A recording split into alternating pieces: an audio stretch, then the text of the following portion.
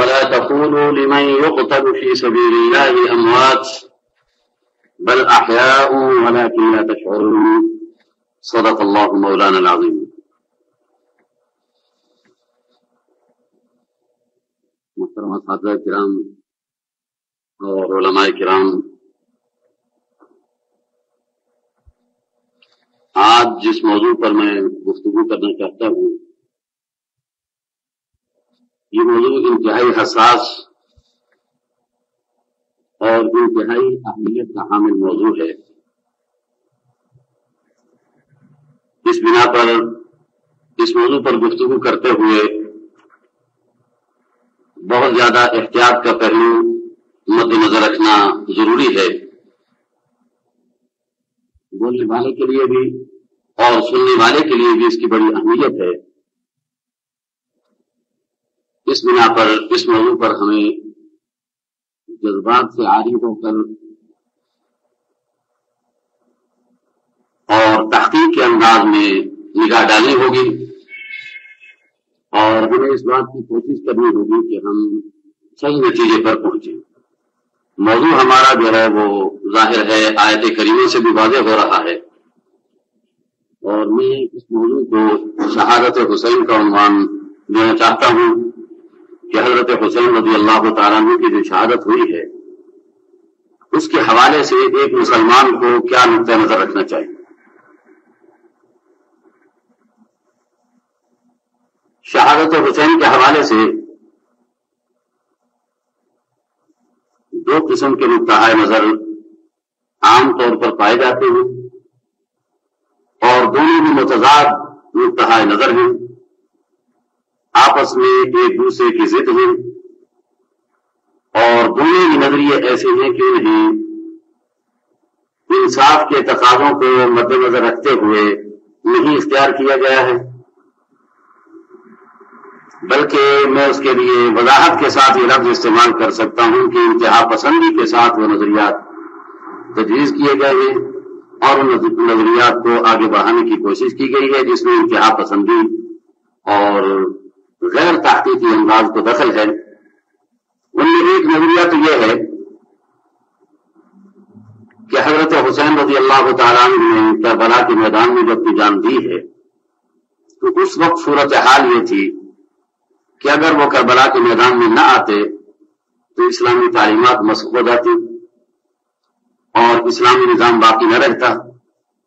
حضرت حسین اسلام کو بچانے کے لیے میدان میں آئے اور انہوں نے اسلام کو بچایا، اسلامی تعلیمات کو بچایا اور صحیح صورت کے اندر دوسروں کی طرف منتقل ہونے کا راستہ پیدا کیا۔ آپ نے شعر عام طور پر سنا ہوگا کہ قتل حسین اصل میں مرگ یزید ہے، اسلام زندہ ہوتا ہے ہر کربلا کے بعد۔ یہ اسی نظریے کا ترجمان شعر ہے جس میں یہ تصور پیش کیا گیا ہے کہ کربلا کا واقعہ اگر واقع نہ ہوتا، پیش نہ آتا، تو اسلام باقی موجود نہ رہتا، زندہ نہ رہتا۔ اسی طرح سے ایک اور شعر ہے جو غالباً علامہ اقبال کی طرف منسوب ہے۔ علامہ اقبال کی اپنی شخصیت کتنی بھی بڑی ہو لیکن ضروری نہیں کہ ان کی ہر بات صحیح ہو۔ وہ کہتے ہیں کہ سرداد نہ داد دست در دست یزید، حقا کے بنا الہ الہ ہست حسین، کہ حضرت حسین نے سر تو دے دیا لیکن ہاتھ نہیں دیا یزید کے ہاتھ میں، یعنی یزید سے بیعت نہیں کی۔ لہذا یہ یقینی بات ہے کہ لا الہ کی بنیاد حسین۔ یہ وہی انتہا پسندانہ نظریے کے جو لوگ حامی ہیں، میں ان کا موقف آپ کے سامنے پیش کر رہا ہوں۔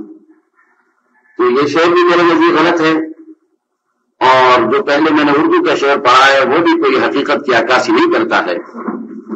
اس کے برعکس دوسرا نظریہ یہ ہے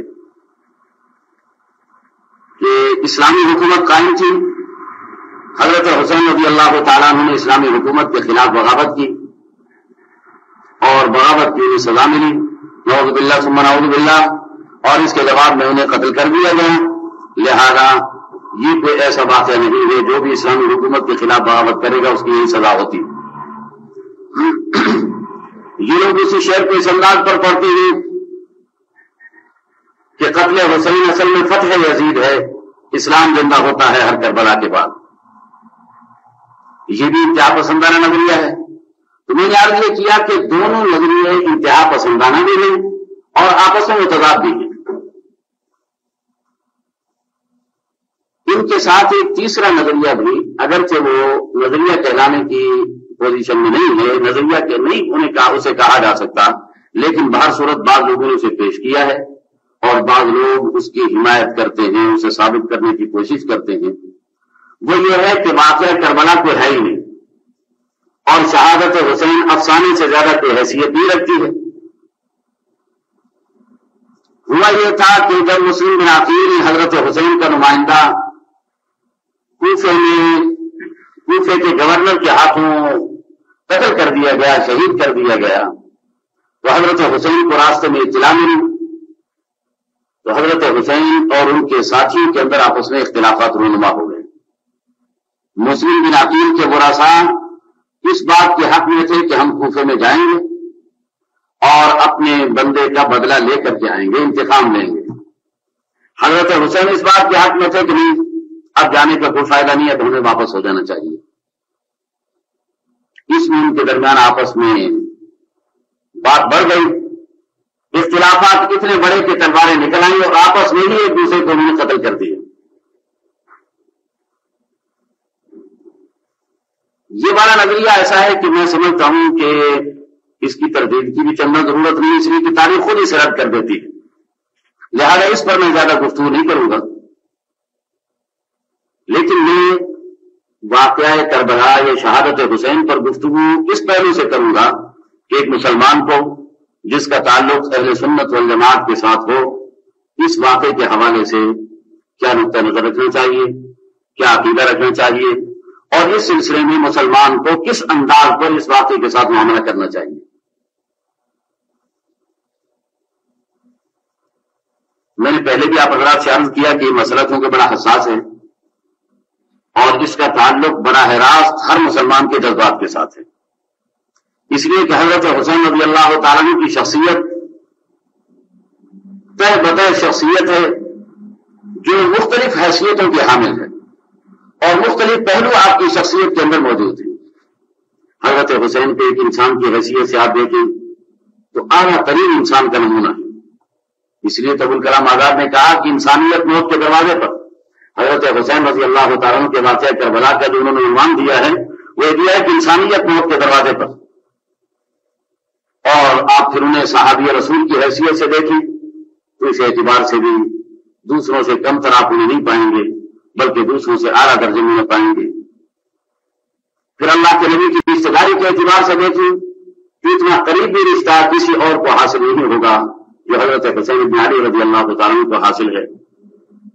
علم کے اعتبار سے آپ دیکھیں تو اس اعتبار سے بھی آپ حضرت حسین رضی اللہ تعالیٰ عنہ کو کسی سے کم تر نہیں پائیں گے. اس بنا پر میں نے عرض کیا کہ چونکہ حضرت حسین رضی اللہ تعالیٰ عنہ کی شخصیت ہمہ جیت شخصیت ہے، اس کے بہت سے پہلو ہیں، اس بنا پر آپ کی شخصیت پر گفتگو بھی آسان نہیں ہے اور آپ کے اس اقدام پر گفتگو بھی بڑی مشکل ہے، آسان نہیں.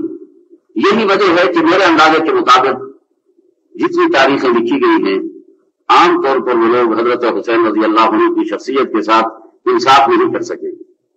یا تو انہوں نے غلو کیا ہے یا انہوں نے آپ کے دوسرا پہلو اختیار کیا ہے جس میں آپ کی شخصیت کی کردار کشی ہوئی ہے.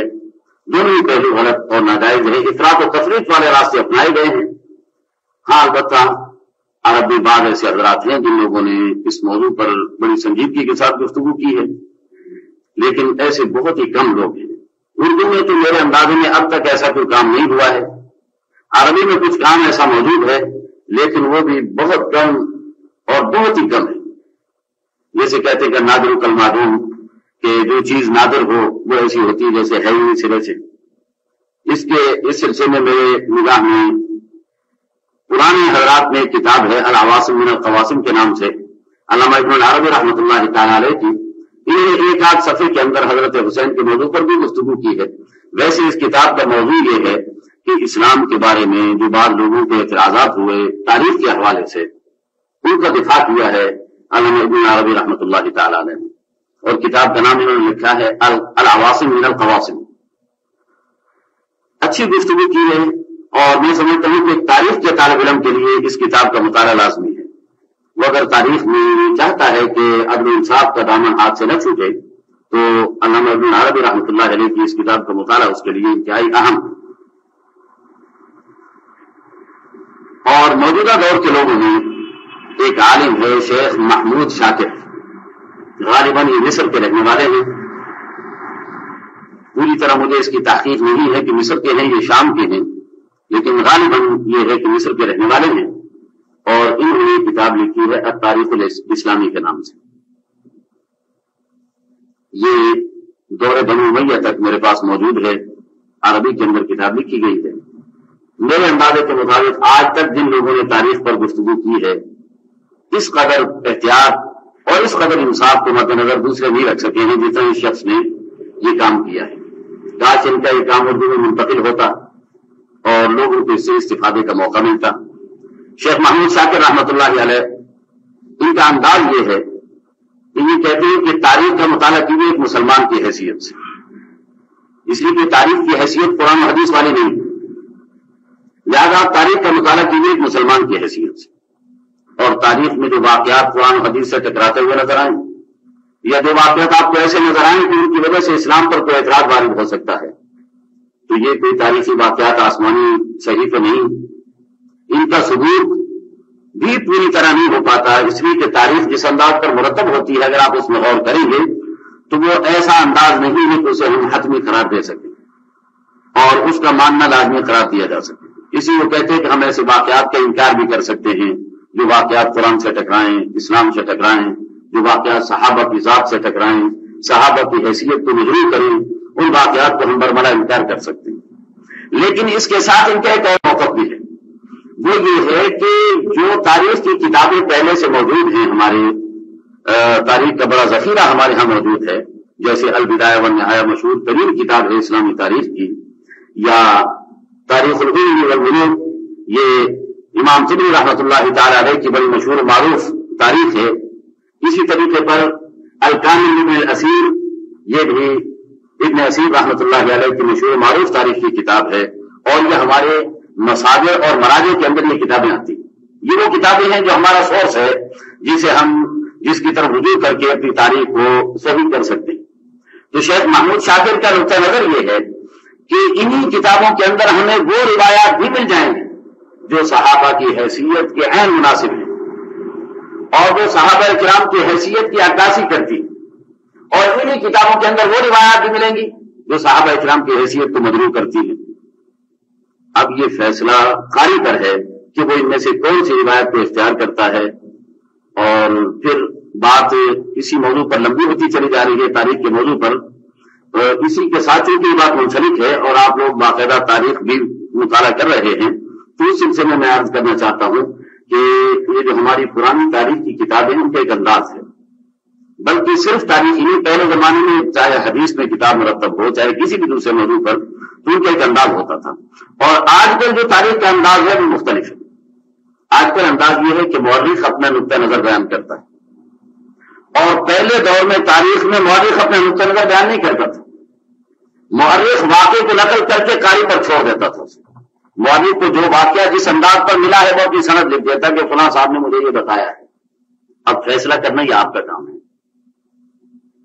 اس لیے ہمارے اساتذہ کہتے ہیں کہ البدایہ والنہایہ کو جب آپ مطالعہ کرنے لگیں اور جب واقعات کا تعلق حضرت علی کے ساتھ ہو جائے یا حضرت حسین کے ساتھ ہو جائے رضی اللہ تعالیٰ عنہ، یا ان کے مخالفین کے ساتھ ہو جائے، تو روایت کرنے والا اگر آپ کو لوط ابن یحییٰ ابو مخنف ملتا ہے تو یقین کر لیجیے کہ یہ شیعہ ہے، اس کی روایتیں بے شمار ہیں.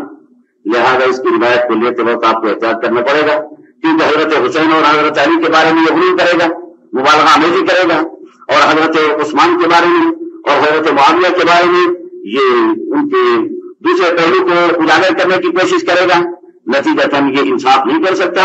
اس بنا پر اس کی روایتیں تو البدایہ والنہایہ نے نقل کی ہیں، لیکن ساتھ ہی اس کی تصریح کر دی ہے کہ اس شخص کو ذرا سوچ سمجھ کر اس کی روایت کو آپ لوگ لیں، اس لیے کہ یہ شخص قابل اعتماد نہیں. البتہ حافظہ اس کا بڑا اچھا ہے اور حافظے کے اعتبار سے یہ قابل اعتماد شخص ہے، لہٰذا اس کی وہ روایتیں لی جائیں گی جن کا تعلق اس کے عقیدے کے ساتھ نہیں، اور جن کا تعلق اس کے عقیدے کے ساتھ ہے وہ روایت ہم قبول نہیں کریں گے، اس لیے کہ ان روایتوں کے اندر یہ رد و بدل کر دیتا ہے۔ یہ ایک مثال میں نے دی ہے آپ کو۔ چنانچہ البدایہ والنہایہ کے اندر وہ روایتیں بھی موجود ہیں جو حضرت عثمان کے حضرت حسین کے خلاف جاتی ہیں، اور وہ روایتیں موجود ہیں جو حضرت حسین کی انتہائی حمایت کرتی ہیں۔ دونوں قسم کی روایتیں موجود ہیں، فیصلہ آپ پر ہے کہ آپ نے مطالعہ کرتے ہو فیصلہ کرنا ہے۔ میں نے آپ یہ کیا کہ آج کی تاریخ میں اور متقدمین کی تاریخ میں یہ فرق ہے کہ وہ لوگ اپنا نقطہ نظر بیان کرنے کی بجائے اصل واقع نقل کر دیتے تھے اور مخالف اور موافق دونوں اقوال کو پیش کر دیتے تھے، فیصلہ آپ پر چھوڑ دیا جاتا تھا۔ آج کا مورخ ہمیں مجبور کر دیتا ہے کہ آپ میرے نقطہ نظر کو مانیے۔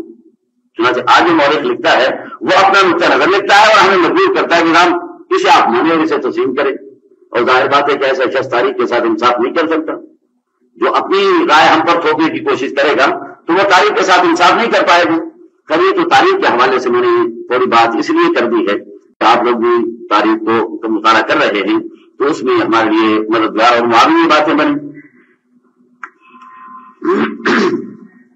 اس کے علاوہ ایک اور کتاب آئی ہے ہمارے اردو میں، میرے ہم نامی ہیں مولانا عتیق الرحمان سمبری، جو مولانا محمد منظور نعمانی رحمۃ اللہ علیہ کے صاحبزادے ہیں اور انگلینڈ میں کہیں رہتے ہیں۔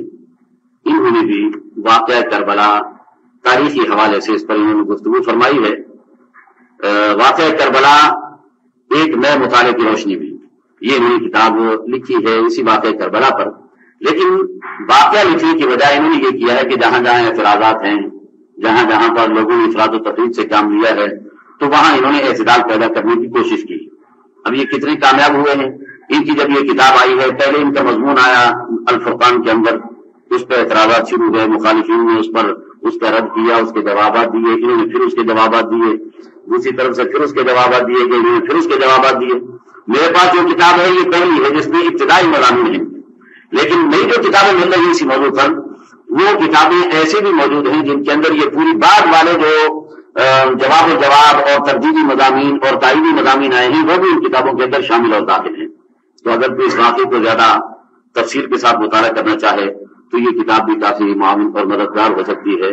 واقعہ کربلا کے عنوان سے جو کتاب آئی ہے اردو کے اندر، اس واقعے کی ابتدا اس طریقے پر ہوتی ہے کہ حضرت معاویہ رضی اللہ تعالیٰ عنہ کا جب انتقال ہوا ہے تو آپ نے اپنے انتقال سے پہلے ہی اپنے صاحبزادے یزید کو نامزد کر دیا تھا خلافت اسلامیہ کے لیے۔ ظاہر ہے کہ خلافت یزید ایک مستقل مسئلہ ہے اور یہ بھی بحث اور گفتگو کا حقدار ہے اور اس پر بھی گفتگو کی جا سکتی ہے بڑی لمبی، لیکن اس وقت کا چونکہ ہمارا موضوع نہیں ہے اس لیے میں اس موضوع کو نہیں چھیڑ رہا ہوں۔ حضرت معاویہ کے انتقال کے بعد عالم اسلام کی اکثریت نے یزید کی خلافت کو تسلیم کر لیا۔ اس وقت اگر غور کیا جائے تو میرے اندازے کے مطابق صحابہ کرام کی تعداد اگر ایک محتاط اندازے سے بھی ہم لگائیں تب بھی 150 کے قریب بنتی ہے جو زندہ موجود تھے، اور ان 150 حضرات میں سے شاید ہی کوئی ہوگا مخالفت کرنے والا، ورنہ تقریباً عمومی طور پر سب نے یزید کی بیعت کی ہے اور اس کی بیعت کو قبول کیا ہے۔ دو شخصیات ہیں، حضرت حسین بن علی رضی اللہ تعالیٰ عنہ اور حضرت عبداللہ بن زبیر رضی اللہ تعالیٰ عنہ، جنہوں نے یزید کی بیعت کرنے سے انکار کیا، اور انکار اس انداز پر انہوں نے کیا ہے کہ انہوں نے یوں نہیں کہا کہ ہم بیعت نہیں کرتے، لیکن انہوں نے موقع ہی نہیں آنے دیا بیعت کا، اور جب موقع بنا بیعت کا تو یہ وہاں سے نکل کر ادھر ادھر غائب ہو گئے اور انہوں نے اپنی موقف کو اپنی عدم موجودگی کو ہی اس بات کے لیے ترجمان بنا دیا کہ ہم بیعت کے لیے آمادہ اور تیار نہیں۔ جب یزید نے سب سے پہلے مدینہ منورہ کے گورنر کو یہ لکھا کہ آپ ان دونوں افراد کو بلائیں اور انہیں بلا کر کے ان سے بیعت کا مطالبہ کریں، اس وقت ولید بن عتبہ مدینہ منورہ کا گورنر تھا، اس نے حضرت عبداللہ بن زبیر کو بلایا۔ حضرت عبداللہ بن زبیر وہ شخصیت ہیں جنہیں فقہائے کرام نے عبادلہ اربعہ کے اندر شمار کیا۔ عبداللہ نام کے وہ افراد جو فقہ کے اندر حدیث کے اندر بڑی مہارت رکھنے والے افراد تھے، اسلامی تعلیمات میں بڑا گہرا مطالعہ رکھنے والے افراد تھے، ان میں حضرت عبداللہ بن زبیر کو بھی شامل کیا گیا ہے۔ بہت بڑے انسان، بہت بڑی شخصیت ہیں، اور حضور اکرم صلی اللہ علیہ وسلم کے پھوپھی زاد اور آپ کی ساری کے صاحبزادے ہیں، یعنی حضور صلی اللہ علیہ وسلم کے ان کے والد جو ہیں وہ حضور صلی اللہ علیہ وسلم کے پھوپھی کے لڑکے ہیں، اور ان کی والدہ جو ہیں وہ حضور اکرم صلی اللہ علیہ وسلم کی اہلیہ محترمہ حضرت عائشہ صدیقہ رضی اللہ عنہا کی ہمشیرہ اور ان کی بہن ہیں۔ وہ بڑی شخصیت ہیں، خاندان کے اعتبار سے بھی، علم کے اعتبار سے بھی۔ انہیں جب بلایا گیا ہے تو انہوں نے کہا کہ دیکھو، میرے جیسا آدمی کمرے میں چھپ کر بیعت نہیں کیا کرتا، میرے لیے تو منبر ہونا چاہیے، مجمع ہونا چاہیے، جہاں سارے لوگ جب بیعت کر رہے ہوں گے تو میں بھی کھلے بندوں سب کے سامنے بیعت کروں، تب بات بنے گی۔ اس طرح چھپ کر کے بیعت کرنا، یہ میرے جیسا آدمی یہ کام نہیں کر سکتا۔ تو گورنر نے سمجھا کہ یہ کسی دوسرے موقع پر یہ بات بھی کر لی جائے گی، لوگوں کو جمع کر لیں گے اور انہیں بلا کر کے ان سے بیعت لے لی جائے گی۔ لیکن حضرت عبداللہ بن زبیر نے تو موقع غنیمت جانا تھا، مہلت جیسے ہی پائی تو وہاں سے نکل آئے۔ ان کے نکلنے کے بعد حضرت حسین کو بلا لیا گیا، ان سے بھی یہی مطالبہ کیا گیا۔ حضرت حسین نے دوسرے انداز کا جواب دیا، انہوں نے فرمایا کہ آپ مجھے ذرا تھوڑا سوچنے کا موقع دے دیں، میں فوری طور پر بیعت نہیں کر رہا ہوں، مجھے سوچنے کا موقع دیں، میں بعد میں اس کا جواب دوں گا۔ یہ کہنے کے بعد یہ دونوں حضرات فوری طور پر مدینہ منورہ سے نکل گئے اور مکہ مکرمہ پہنچ گئے۔ مکہ مکرمہ جانے کی بڑی وجہ جو تھی وہ یہ تھی کہ قرآن کریم یہ کہتا ہے کہ من دخلہ کان آمنا، یہاں جو حرم میں داخل ہو جاتا ہے اسے امن مل جاتا ہے۔ لہٰذا یہ جانتے تھے کہ اسلامی حکومت ہے، ہم اگر حرم کے اندر موجود ہوں گے تو ہم سے کوئی تعارض نہیں کرے گا، ہمیں پکڑ دھکڑ نہیں کی جائے گی، ہماری گرفتاریاں نہیں ہوں گی، ہمیں بلا کر بیعت کا مطالبہ نہیں ہوگا۔ لہٰذا یہ امن والی جگہ پر پہنچ گئے، مکہ مکرمہ میں چلے گئے۔ مکہ مکرمہ میں آنے کے بعد صورتحال یہ ہوئی کہ حضرت عبداللہ بن زبیر اور حضرت حسین بن علی، چونکہ دونوں کی شخصیات میں تھوڑا سا فرق اس اعتبار سے کہ حضرت حسین کو جو رشتہ داری حضور صلی اللہ علیہ وسلم سے حاصل اور قرب حاصل ہے وہ حضرت عبداللہ بن زبیر کو حاصل نہیں۔ اس وجہ سے عوام الناس کا رجوع جو حضرت حسین کی طرف ہو سکتا تھا وہ حضرت عبداللہ بن زبیر کی طرف نہیں ہو سکتا تھا۔ چنانچہ ہوا بھی ایسا ہی کہ جیسے ہی حضرت حسین یہاں پہنچے ہیں مکہ مکرمہ میں تو لوگوں نے حضرت حسین رضی اللہ تعالیٰ عنہ سے رابطے شروع کر دیے۔ ظاہر ہے کہ ہر دور میں حزب اختلاف اور حزب اقتدار ہر دور میں رہے ہیں، تو حزب اختلاف والے جو تھے ان لوگوں نے رابطے شروع کر دیے حضرت حسین رضی اللہ تعالیٰ عنہ سے، اور انہیں اس بات پر آمادہ کرنے لگے کہ آپ اگر قدم بڑھاتے ہیں تو ہم آپ کے ساتھ قدم بڑھانے کے لیے تیار ہیں، اور ہم آپ کے ہاتھ پر بیعت کر کے آپ کو اپنا خلیفہ ماننے کے لیے تیار ہیں۔ حضرت حسین رضی اللہ تعالیٰ عنہ سے روابط یہ شروع ہو گئے، اور جب لوگوں کے روابط ہوئے اور حضرت حسین نے دیکھا کہ لوگ بڑی تعداد میں رابطے کر رہے ہیں تو حضرت حسین کا رجوع بھی اس طرف ہونے لگا، رجحان اس طرف ہونے لگا۔ تو جب حضرت حسین رضی اللہ عنہ کا رجحان اس طرف ہونے لگا تو اب صورتحال یہ ہوئی کہ جو لوگ بڑے لوگ تھے اور ان سے بھی بڑے تھے وہ موجود تھے، اور صحابہ کرام تھے، وہ ان میں فکر لاحق ہوئی کہ اگر حضرت حسین نے کوئی قدم اٹھا لیا تو ایک ایسی حکومت جو شام سے لے کر کے مصر تک اور حجاز تک پھیلی ہوئی ہے، یمن تک پھیلی ہوئی ہے، ہر علاقے میں اور ادھر ایران تک پھیلی ہوئی ہے، تمام علاقوں میں جو حکومت اتنی بڑی حکومت ہے، اس سے اگر حضرت حسین نے ٹکر لینے کا ارادہ کیا تو نتائج اچھے نہیں نکل سکتے۔ اس بنا پر حضرت حسین کو روکا گیا۔ چنانچہ روکنے والوں میں حضرت عبداللہ بن عباس رضی اللہ تعالیٰ عنہ، حضرت عبداللہ بن عمر رضی اللہ تعالیٰ عنہ، حضرت عبداللہ بن عمر رضی اللہ تعالیٰ عنہ، اور حضرت محمد بن الحنفیہ جو کہ حضرت حسین ہی کے بھائی ہیں، حضرت علی کی دوسری بیوی سے، اور فہم و فراست کے اعتبار سے تمام بھائیوں کے اندر منفرد تھے، اور حضرت علی والی بڑی خصوصیات ان کی طرف منتقل ہوئی تھی۔ اس بنا پر انہوں نے بھی حضرت حسین کو سمجھایا کہ آپ ایسا نہ کریں۔ حضرت حسین نے کہا کہ میں تو آپ کو بھی ساتھ لے جانے کے حق میں تھا، سجائے کہ آپ مجھے ہی روک رہے ہیں کہ میں بھی نہ چلوں۔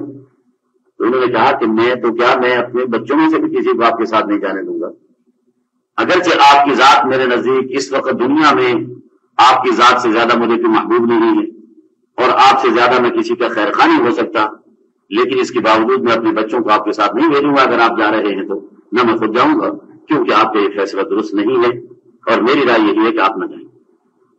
حضرت عبداللہ بن عباس جیسا آدمی اگر کوئی اسلام کو سمجھنا چاہتا ہو نا، اور یہ چاہے کہ عبداللہ بن عباس کو بیچ میں سے نکال کے اسلام کو سمجھ لے، تو میں یہ کہتا ہوں کہ وہ اسلام کو کبھی نہیں سمجھ سکتا۔ عبداللہ بن عباس کی شخصیت ایسی ہے، قرآن کے حوالے سے، حدیث کے حوالے سے، عربی لغت کے حوالے سے، عربی تاریخ کے حوالے سے، شعر کے حوالے سے، کسی بھی اعتبار سے آپ حضرت عبداللہ بن عباس کو لے لیں تو ان کی شخصیت اتنی بھاری بھرکم شخصیت ہے کہ ان سے نکل کر کوئی نہیں جا سکتا اگر کوئی اسلام کو سمجھنا چاہتا ہے۔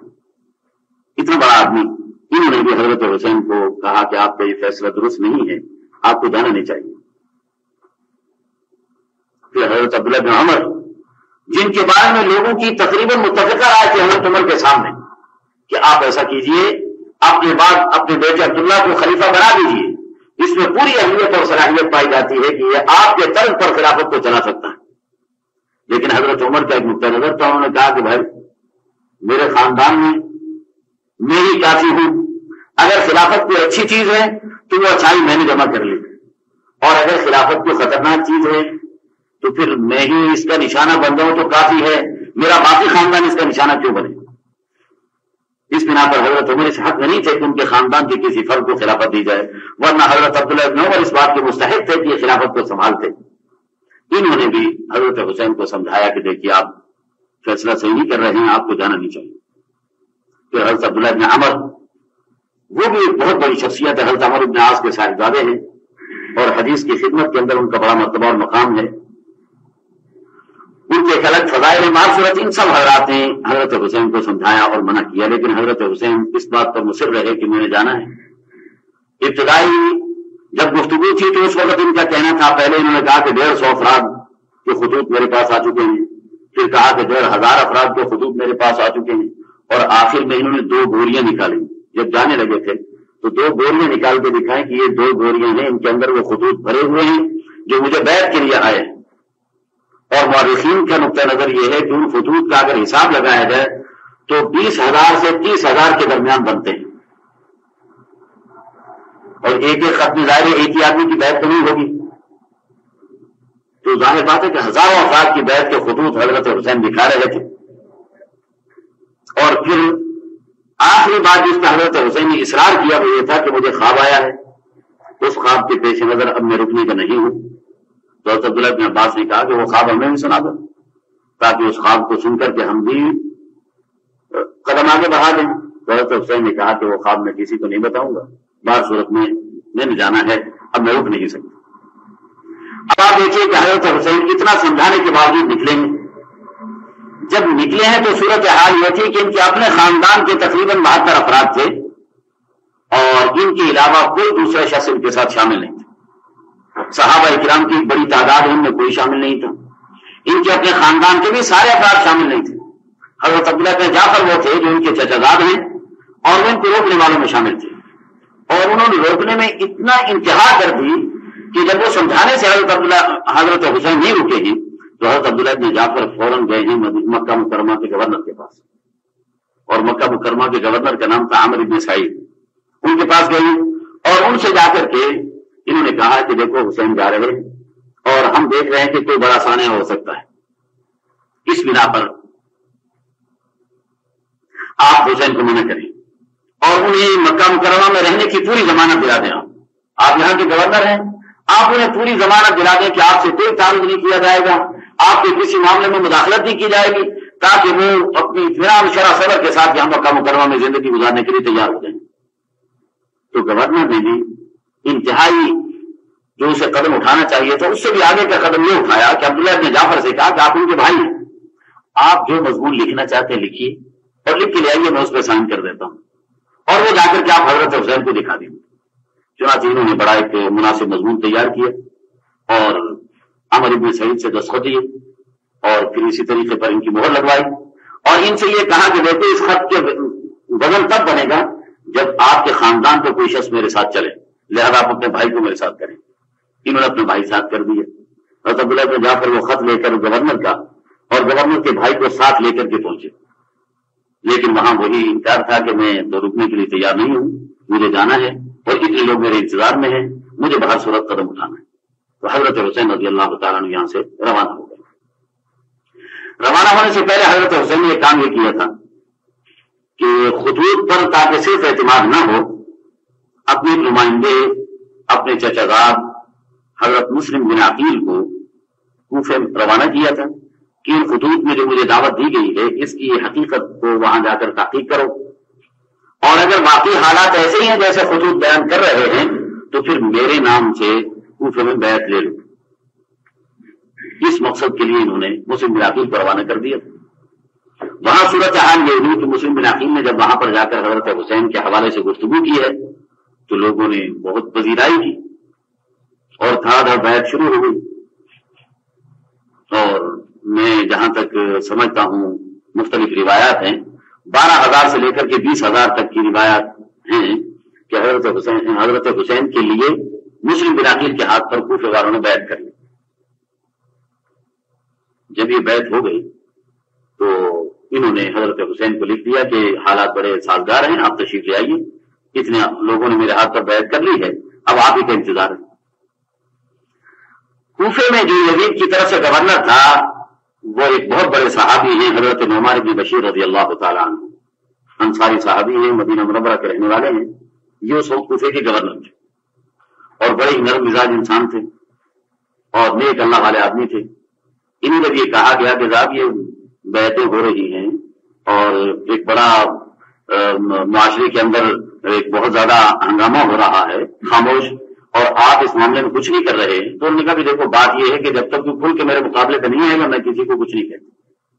اگر کوئی گھروں کے اندر کر رہا ہے یا اپنی جگہوں میں کر رہے ہیں تو مجھے ان سے کوئی واسطہ نہیں ہے.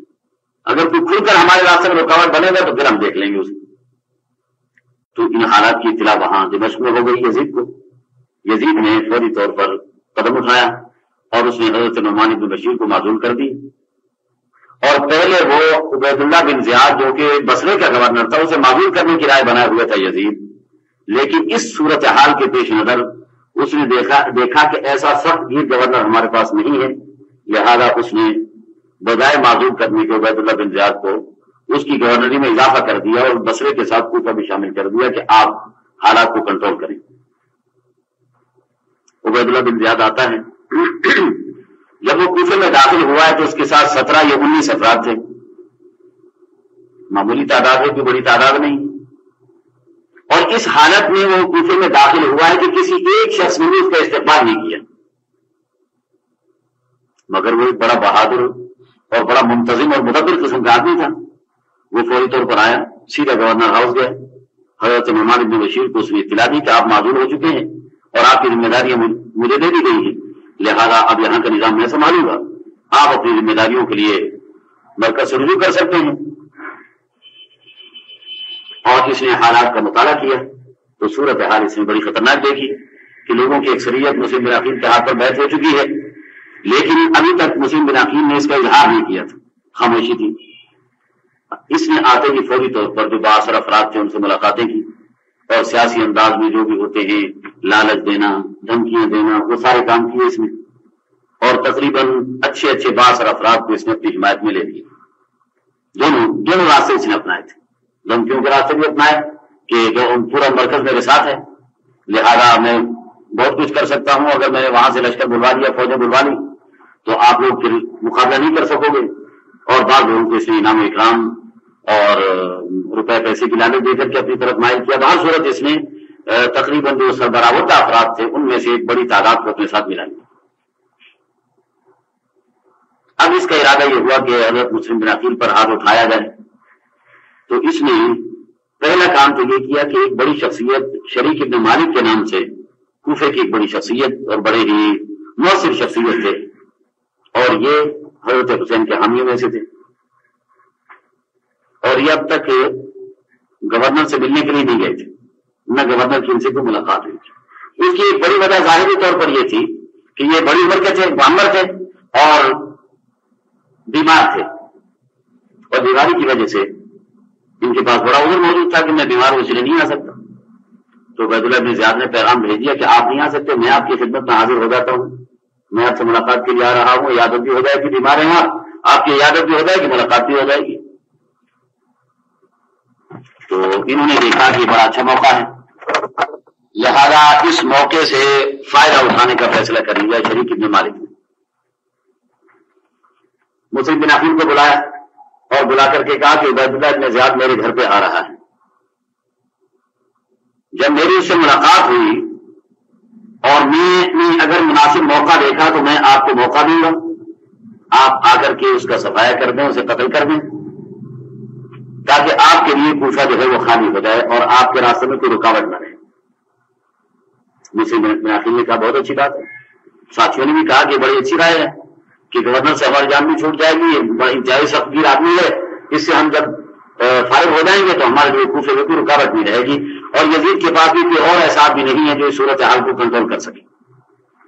میں سمجھتا ہوں کہ بڑا یعنی ایک انقلابی فیصلہ تھا، لیکن یہاں بڑی چوک ہوئی۔ اچھا، اس میں طے یہ ہوا تھا کہ جب میرے سے ملاقات ہو اور میرے پاس آئے اور کوئی گفتگو ہو تو میں نے اگر مناسب سمجھا تو میں یہ کہوں گا کہ پانی پلائیے، یہ پانی پلائیے کوڈ ورڈ ہے، یہ ایک رمز ہے، یہ ایک اشارہ ہوگا یہ اس بات کا کہ اس کا صفایا کر دیا جائے، اسے ختم کر دیا جائے۔ تو اس نے جب تھوڑی دیر گزری گفتگو سے تو اس نے بھانپ لیا کہ کوئی یہ انتظام کر کے نہیں آیا ہے اپنے دفاع کا، تو اس نے فوراً ہی کہا کہ بھائی پانی پلاؤ، کوئی جواب نہیں۔ پھر اس نے کہا پانی پلاؤ، کوئی جواب نہیں۔ پھر اس نے کہا کہ بھائی میں بیمار ہوں اور مجھے پانی کا اگرچہ پرہیز ہے، پانی پینے سے چاہے میری جان ہی چلی جائے لیکن پانی تو پلا دو مجھے۔ جب اس نے یہ جملہ کہا تو عبید اللہ بن زیاد کا ماتھا ٹھنکا، وہ سمجھ گیا کہ کوئی دال میں کالا ہے، وہ فوراً وہاں سے نکل گیا۔ جب وہ نکل گیا تو اس نے بلوایا مسلم بن عقیل کو کہ اللہ کے بندے، سارا بنا بنا کھیل آپ نے بگاڑ دیا، یہ کیا کیا آپ نے؟ انہوں نے کہا کہ دیکھیے دو باتیں میرے لیے رکاوٹ بنی، ایک تو یہ کہ کسی بے گناہ کو میں قتل کیسے کرتا، اور دوسری رکاوٹ یہ تھی کہ آپ کے گھر پہ ایک شخص آیا ہوا ہے، میں اسے قتل کر دوں، یہ آپ کی توہین تھی، اس لیے میں نہیں چاہتا تھا کہ آپ کے گھر پہ کسی آئے ہوئے شخص کو میں قتل کروں۔ انہوں نے کہا کہ میں جو خود کہہ رہا تھا آپ کو، تو پھر آپ کو یہ سوچنا کہ میرے گھر پہ آئے ہوئے کو قتل نہ کروں، یہ کہاں کی سمجھداری ہے؟ یہ آپ نے اچھا کام نہیں کیا ہے، باہر سے تب تو ہو گیا جو ہونا تھا، وہ تو نکل کے چلا گیا۔ اس واقعے کی دوسری یا تیسرے دن شریک ابن مالک کا انتقال ہو گیا، بیمار تھے، انتہائی بیمار تھے، ان کا انتقال ہو گیا۔ اور اب مسلم بن عقیل پر عبید اللہ بن زیاد نے ہاتھ ڈالنے کے لیے تحقیقات شروع کر دی، اور تحقیقات کرنے کے بعد آخرکار اس نے مسلم بن عقیل کا کھود لگا لیا، جس کے گھر میں مسلم بن عقیل ٹھہرے ہوئے تھے اسے گرفتار کر لیا۔ ہانی بن عروہ ان کا نام تھا، انہیں اپنے گورنر ہاؤس میں بلوایا اور مطالبہ کیا، جب وہ نہیں مانے تو ان کو مارا پیٹا، اتنا مارا کہ ان کی ناک بھی ٹوٹ گئی، ان کا سر زخمی ہو گیا، خون بہنے لگا۔ لیکن انہوں نے کہا کہ دیکھیے بات یہ ہے کہ اگر مسلم بن عقیل میرے پاؤں کے نیچے ہوں اور آپ کہیں کہ پاؤں اٹھاؤ مسلم بن عقیل کو نیچے سے نکالنا ہے، میں جان دے دوں گا لیکن مسلم بن عقیل کو نہیں نکالوں گا اور تمہارے سامنے پیش نہیں کروں گا۔ اس نے دیکھ لیا کہ بھئی یہ تو بڑے سخت ہیں، تو کوئی دوسرے راستے اپنائے گئے، مشہور کرا دیا کہ مسلم بن عقیل کو مارا جا رہا ہے، نہیں اسے ہانی بن عروہ کو مارا جا رہا ہے اور اس کی جان جا سکتی ہے۔ جیسے یہ شہرت ہوئی اور کوفے کے اندر بات پھیلی تو مسلم بن عقیل کو اطلاع ہوئی، وہ فوراً باہر نکل آئے اور انہوں نے اپنے آپ کو پیش کرنے کا فیصلہ کر دیا، لیکن پیش اس انداز پر نہیں کہ گرفتار کرائیں، بلکہ پیش اس انداز پر کہ انہوں نے اپنے آدمیوں کو بلوا لیا اور تقریباً 4000 افراد ان کے ساتھ نکل آئے گورنر ہاؤس کا گھیراؤ کرنے کے لیے۔ ان لوگوں نے نکل کے گورنر ہاؤس کا گھیراؤ کر لیا۔ اب عبید اللہ بن زیاد نے یہاں پر اپنے وہی سیاسی طریقہ کار اپنایا اور جو سربراہ افراد اس کے پاس موجود تھے انہیں لے کر کے انہیں سمجھایا کہ بڑے قتل و خون سے اگر بچنا ہے تو ان لوگوں کو آپ لوگ ہٹائیں اور ان لوگوں کو آپ کسی طرح سے مسلم بن عقیل سے علیحدہ کریں اور توڑیں۔ حالانکہ دیکھیے کوئی صورتحال وہاں تو کوئی مواصلات کا بھی کوئی نظام نہیں تھا، یہ کہیں سے اپنی مدد بھی نہیں بلا سکتا تھا، کوئی صورتحال نہیں تھی، لیکن اس کی ذہنی تیقظ، ذہنی بیداری اور معاملات کو حکمت عملی کے ساتھ سمجھانا، یہ چیز یہاں پر کام کر گئی۔ اس لیے لوگوں کو چھوڑ دیا کہ آپ لوگ جا کر کے لوگوں کو سمجھائیں تاکہ کوئی بڑا سامنا پیش نہ آئے۔ انہوں نے جا کر کے لوگوں کو سمجھایا بجھایا، آخر صورتحال یہ ہو گئی کہ صبح کے وقت مسلم بن عقیل کے ساتھ 4000 افراد تھے، تو شام کو جب سورج غروب ہو رہا تھا تو مسلم بن عقیل اکیلے تھے، ایک بھی آدمی ان کے ساتھ نہیں تھے۔ اور بلکہ مسلم بن عقیل کو اپنے گھر میں بھی بلانے کے لیے تیار نہیں تھے. اب ان کے لیے بڑا مسئلہ ہو گیا. بڑی مشکل سے کہیں نواح کوفہ کے اندر جا کے کسی ایک گھر کے اندر چھپے. ان لوگوں کو معلوم نہیں تھا کہ یہ مسلم بن عقیل ہے. انہوں نے کھول دیا دروازہ. جب دروازہ کھول دیا تو انہوں نے اپنا بکتا سنائی تو انہیں ذرا ترس آ گیا. کوئی بڑھیا بیوہ تھی, اسے ترس آ گیا, اس نے اپنے یہاں ٹھہرا لیا. لیکن پھر بھی عبید اللہ کو اطلاع ہو گئی. اس نے پولیس بھیج کر کے ان کو بلوا لیا اور بلوا کر کے حضرت مسلم بن عقیل کو بڑے ہی دردناک انداز میں شہید کر دیا. اور شہید کرنے کے لیے اس نے اونچے جو کوفہ کا اونچا مقام تھا اس کو چڑھایا اور اوپر کھڑا کر کے انہیں گردن اڑائی گئی اور پھر ان کی لاش کو نیچے زمین پر پھینک دیا گیا تاکہ لوگ عبرت حاصل کریں اور لوگوں نے جو ارادے کر رکھے ہیں ان ارادوں سے باز آ جائیں اور طائب ہو جائیں. بہر صورت یہ مسئلہ یہاں پر ختم ہو گیا. حضرت حسین کو اطلاع نہیں ہوئی ہے, وہ وہاں سے روانہ ہو چکے ہیں. اچھا, مسلم بن عقیل کے لیے یہ ہے کہ جب انہیں مارا جا رہا تھا اور سزائیں دی جا رہی تھی تو وہ رونے لگ گئے. تو کسی نے کہا کہ بھائی جو تمہارے جیسا آدمی اتنے بڑے کام کو جو طلب کرنے کے لیے نکلا ہو, خلافت کو لینے کے لیے نکلا ہو اور وہ رونے لگ جائے, یہ اس کی شان کے منافی.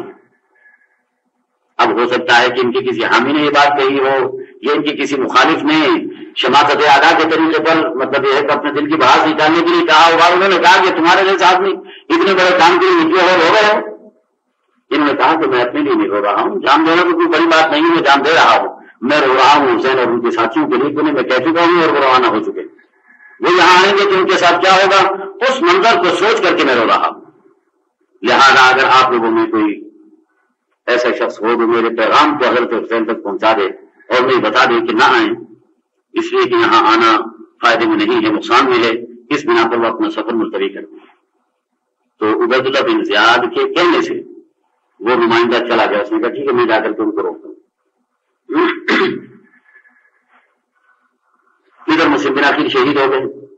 حضرت حسین جب آ رہے تھے تو راستے میں ایک صاحب سے ملاقات ہوئی جو فرزدق کے نام سے مشہور ہے, بڑا شاعر ہے اور یہ شاعر بنو امیہ کا مخالف ہے اور حضرت علی کی اولاد کا حامی ہے. حضرت حسین اور ان کے ساتھیوں کا بڑا حامی ہے. ان کے اشعار کے اندر بھی ان کی حمایت اور ان کی بڑی تعریفات ملتی ہیں.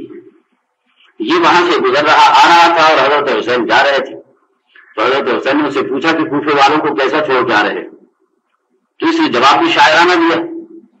اس نے کہا کہ قلوبہم معک وسیوفہم مع بنی امیہ, کہ میں نے دیکھا ہے کہ صورتحال یہ ہے کہ کوفے والوں کے دل تو آپ کے ساتھ ہیں اور تلواریں بنی امیہ کے ساتھ ہیں. یعنی وہ آپ سے محبت تو کرتے ہیں لیکن ساتھ وہ یزید کا دیں گے, آپ کا ساتھ نہیں دیں گے. یہ کہہ کر یہ تو اپنا چلا گیا. شاعروں کا تو اتنی ہوتا ہے, یہ تو چلا گیا. حضرت حسین نے اس سے بھی کوئی اپنے فیصلے کو تبدیل نہیں کیا.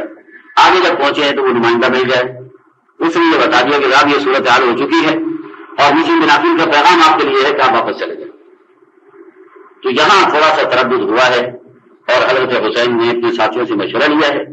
تو مسلم بن عقیل کے وارثوں کی رائے یہ تھی کہ واپس نہیں جائیں گے, بدلہ لیں گے, انتقام لیں گے. اور حضرت حسین کا کہنا یہ تھا کہ اب یہاں جانے کا کوئی فائدہ نہیں, ہمیں واپس ہو جانا چاہیے. لیکن جب انہوں نے اصرار دیکھا اپنے ساتھیوں کا تو فرمان لگے کہ آپ لوگ جا رہے ہو تو جہاں آپ لوگ ہو گئی حسین بھی آپ کے ساتھ ہوگا, لہٰذا میں بھی واپس نہیں جاتا, میں بھی آپ لوگوں کے ساتھ ہوں. یہاں کھلی ہوئی صورتحال ان کے سامنے آ چکی تھی کہ اب سوائے موت کے کوئی دوسرا راستہ ان کے سامنے نہیں تھا. لیکن چونکہ پورے خاندان کا فیصلہ تھا مسلم بن عقیل کے اصرار کے حوالے سے یا اس کے انتقام کے حوالے سے, لہذا حضرت حسین بھی ان کے ساتھ شریک ہوئے.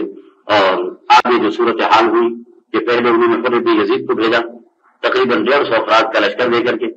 اس نے حضرت حسین کو سمجھایا بجھایا اور کوفے میں داخل ہونے سے روکا, کیونکہ اگر کوفے میں اندر چلے جاتے تو ہو سکتا ہے لوگ جذبات میں حضرت حسین کا ساتھ دے جاتے. لیکن کوئی ان سے توقع اس لیے نہیں تھی کہ وہاں جب لوگوں نے سمجھایا تھا, حضرت محمد بن حنفیہ نے بھی, حضرت حسین کے بھائی, اور حضرت عبداللہ بن عباس نے بھی, حضرت عبداللہ بن عمر نے بھی, تو ان لوگوں نے یہی کہا تھا کہ جن کوفے والوں پر آپ اعتماد کر رہے ہیں یہ کوفے والے وہ ہیں جنہوں نے آپ کے باپ کو چھوڑا, یہ کوفے والے وہ ہیں جنہوں نے آپ کے بھائی کو چھوڑا. نہ آپ کے باپ کا انہوں نے ساتھ دیا نہ آپ کے بھائی کا انہوں نے ساتھ دیا, اور دونوں کی سے غداری کی تھی. تو آپ کس امید پر ان کے پاس جا رہے ہیں, یہ وہ قابل اعتماد نہیں آپ نہ جائیں. اس بنا پر کوئی امید تو نہیں تھی کہ وہ ساتھ دیتے, لیکن بہر صورت گورنر کی کوشش یہی تھی کہ انہیں اندر داخل ہونے سے روک لیا جائے تاکہ کوئی بڑا واقعہ پیش نہ آئے. تو حضرت حسین کو بہر صورت روکا گیا کسی نہ کسی طریقے پر تاکہ یہ اس میں اندر نہ داخل ہو سکے. پھر انہوں نے کہا کہ تیسری رائے یہ ہے کہ اگر ان دونوں پر بھی آپ لوگ آمادہ نہ ہوں تو تیسری رائے میری یہ ہے کہ مجھے دمشق جانے دیں، میں دارالخلافہ چلا جاتا ہوں اور وہاں جا کر ان کے الفاظ ہیں کہ اوا یدی فی ید یزید، میں اپنا ہاتھ یزید کے ہاتھ میں رکھ دوں گا. اب یہ اس لفظ کی بعض لوگوں نے بڑی توجیحات کی ہیں، لیکن یہ لفظ ہے، اس سے کوئی انکار نہیں کرتا کہ یہ لفظ بالکل اسی طرح سے موجود ہے کہ میں اپنا ہاتھ یزید کے ہاتھ میں رکھ دوں گا اور پھر دیکھوں گا کہ وہ کیا فیصلہ کرتا ہے میرے بارے میں.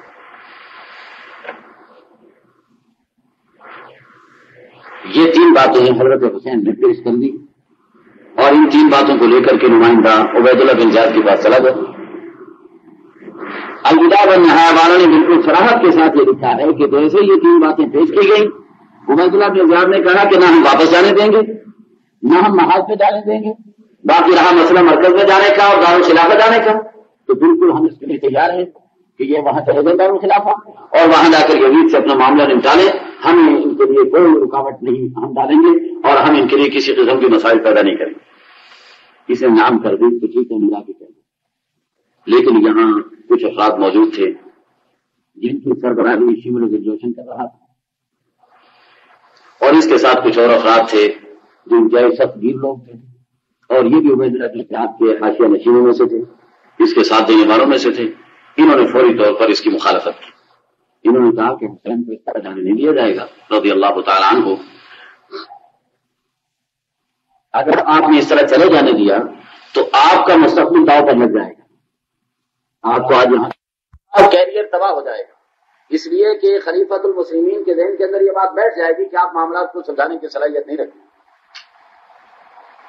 آپ نے خود سلجھانے کے بجائے ان کے حوالے کر رہے ہیں.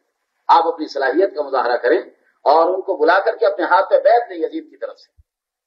آپ کے ہاتھ پر بیعت کریں تو پھر آپ ان کو بھیجیں وہاں دارالخلافہ، اور اگر وہ بیعت نہیں کرتے تو پھر آپ انہیں نہ جانے دیں کسی قیمت پر بھی، ورنہ آپ کا مستقبل تباہ ہو جائے گا. یعنی انہوں نے دیکھی کون سا پہلو اختیار کیا. بھائی یہ جذباتی پہلو تھا، عبید اللہ بن زیاد کی سمجھ میں آ گیا تو اس نے کہا پھر ٹھیک ہے ایسا کر لو. چنانچہ یہ لوگ فوری طور پر یہاں سے نکلے اور حضرت عمر بن سعد بن ابی العاص رضی اللہ تعالیٰ عنہ جو 4000 کا لشکر لے کر نینوا کے محاذ کے لیے جا رہے تھے، انہیں پہلے ہی وہاں سے روک کر کے اور یہاں حضرت حسین کے ساتھ لگا دیا گیا تھا کہ ان کو روک کر کے رکھیں، گھیر کر کے رکھیں، یہ نکل کے کہیں جا نہ سکیں. وہ یہاں پر موجود تھے لیکن وہ بھی کسی قسم کا تعرض نہیں کر رہے تھے حضرت حسین سے. اور عجیب بات یہ ہے کہ اس لشکر کے یہ 4000 کا لشکر جا رہا تھا نا محاذ پر، اس لشکر کے اندر حضرت انس رضی اللہ عنہ بھی موجود تھے. اس لشکر کے اندر حضرت زید بن ارقم رضی اللہ عنہ بھی موجود تھے. یہ حضرت زید بن ارقم وہ شخصیت ہیں جن کے گھر کے اندر اللہ کے نبی نے مکہ مکرمہ میں سب سے پہلی اسلامی یونیورسٹی اسلامی مدرسہ قائم کیا، دار ارقم کے نام سے جو مشہور ہے. عام طور پر صفہ کو کہا جاتا ہے لیکن صحیح بات یہ ہے کہ مکہ مکرمہ میں سب سے پہلے ان کے گھر میں مدرسہ بنا ہے جہاں سے قرآن کریم کی تعلیم اور احادیث طیبہ کی تعلیم رائج ہوئی. تو حضرت زید بن ارقم بھی اس لشکر کے اندر موجود تھے. ان کے علاوہ بھی 10 صحابہ کے نام ہیں جو اس وقت اس لشکر کے اندر موجود تھے. لیکن آپ کو پتا ہے کہ لشکر تشکیل دیا گیا تھا نینوا کے محاذ کے لیے، روکا گیا تھا وقتی طور پر ایک نئی ذمہ داری کے طور پر کہ نیا معاملہ پیش آ گیا ہے، اس مسئلے کو حل کر کے پھر آپ لوگ روانہ ہو جائیں. یہ لوگ بھی اس لشکر کے اندر موجود تھے اور یہ کسی قسم کا تعارض نہیں کیا جا رہا تھا. لیکن وہ شمر ذوالجوشن اور اس کے ساتھی انہوں نے آ کر کے یہاں ہنگامہ آرائی کی اور انہوں نے عمر بن سعد سے صاف کہہ دیا کہ اگر تم قدم نہیں اٹھاتے ہو تو پھر ہم تمہیں قتل کریں گے اور تمہیں قتل کر کے ہم پھر مسئلے کو سنبھالیں گے اور ہم حسین کو مجبور کریں گے بیعت کرنے کے لیے. جب یہ بات آئی تو پھر عمر بن سعد بھی جذبے میں آ گیا اور نتیجتاً جنگ چھڑ گئی. عمر بن سعد کے لیے ایک بات میں آپ حضرات سے عرض کروں کہ وہاں عمر بن سعید تھے جو مکہ مکرمہ کے گورنر تھے، وہ دوسرے ہیں. اور یہ عمر بن سعد بن ابی العاص وہ شخصیت ہیں کہ جن کے والد نے ایران کو فتح کیا. قادسیہ کا ہیرو جو کہلاتا ہے حضرت سعد بن ابی العاص رضی اللہ تعالیٰ عنہ، حضرت سعد بن ابی وقاص رضی اللہ تعالیٰ عنہ جو کہ قادسیہ کی جنگ کے ہیرو ہیں اور جن کے بارے میں اللہ کے نبی نے فرمایا کہ میرے ماموں ہیں. فَلْيُرِنِ امْرُؤٌ خَالَهُ، میرا ماموں ایسا ہے کہ دنیا میں کسی کا ماموں اتنا اچھا نہیں ہو سکتا. اگر کسی کا ایسا ماموں ہو تو مجھے دکھائیں، میرے ماموں کے مقابلے پر لائیں. تو اللہ کے نبی نے ان کے لیے ایک اور لفظ بھی استعمال کیا ہے کہ ارم یا سعد فداک ابی و امی، اور یہ بھی اسلامی تاریخ کے اندر سنہری حروف کے ساتھ لکھے جانے کا جملہ ہے فدا کا ابی و امی کا مطلب یہ ہوتا ہے کہ میں اپنے ماں باپ کو تمہارے تحفظ میں قربان کر سکتا ہوں. تو اللہ کے نبی نے حضرت سعد کے لیے یہ لفظ استعمال کیا ہے کہ سعد میں اپنے ماں باپ کو تم پر قربان کر سکتا ہوں، تم اسلام کے دفاع میں تیر اندازی کیا کرو. ان کے صاحبزادے حضرت عمر وہ اس لشکر کے کمانڈر تھے اور اس لشکر کو سنبھال رہے تھے. بہر صورت جنگ چھڑی ہے اور جنگ چھڑنے کے نتیجے کے اندر جو سانحہ ہوا ہے اس میں حضرت حسین اور ان کے ساتھی شہید ہوئے ہیں. اور آپ اگر مطالعہ کریں گے واقعہ کربلا کا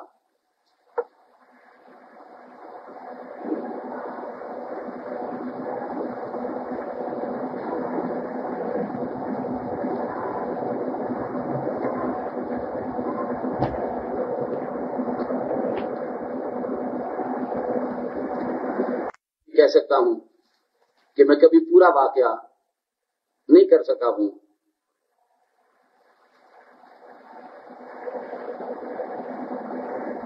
اس لیے کہ جو حالات ہیں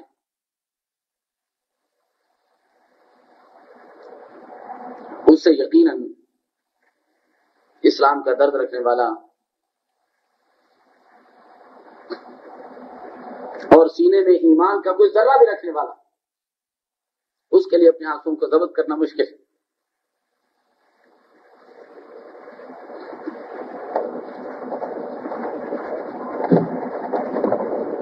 تاریخ نے اس بات کو تسلیم کیا ہے کہ حسین ابن علی جیسا بہادر پوری تاریخ پیش نہیں کر سکی. حضرت حسین رضی اللہ تعالیٰ عنہ جب تلوار لے کر کھڑے ہوتے تھے اپنے دفاع کے لیے تو 4000 کا لشکر لیکن سب تتر بتر ہو جاتے تھے، کوئی ٹھہر نہیں سکتا تھا ان کے مقابلے پر. لیکن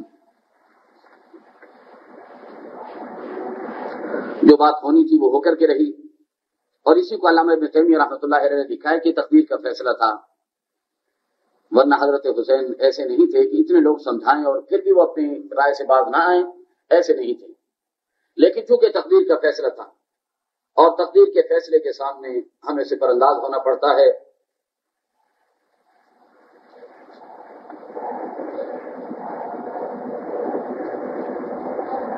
اور حضرت حسین کی یہاں مظلومانہ شہادت ہونی تھی، چنانچہ وہ واقعہ یہاں پر پیش آیا اور یہ اس واقعے سے انکار نہیں کیا جا سکتا.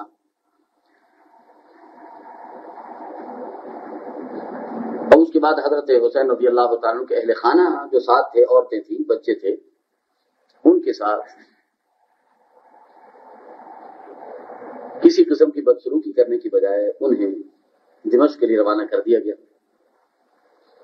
اور بعض روایتیں کہ حضرت حسین کا سر بھی ساتھ روانہ کیا گیا، لیکن البدایہ والنہایہ والے کا کہنا یہ ہے کہ صحیح یہ ہے کہ حضرت حسین کا سر روانہ نہیں کیا گیا ہے، باقی ان کے اہل خاندان کو دمشق کے لیے روانہ کر دیا گیا. وہاں جب اطلاع پہنچی ہے تو یزید رویا بھی ہے اور اس نے برات کا اظہار بھی کیا ہے. اس نے یہ بھی کہا کہ میں نے نہیں کہا تھا کہ قتل کیا جائے، بلکہ اس نے یہ کہا کہ اگر عبید اللہ کی کوئی معمولی رشتہ داری بھی ہوتی تو وہ ایسی حرکت نہ کرتا.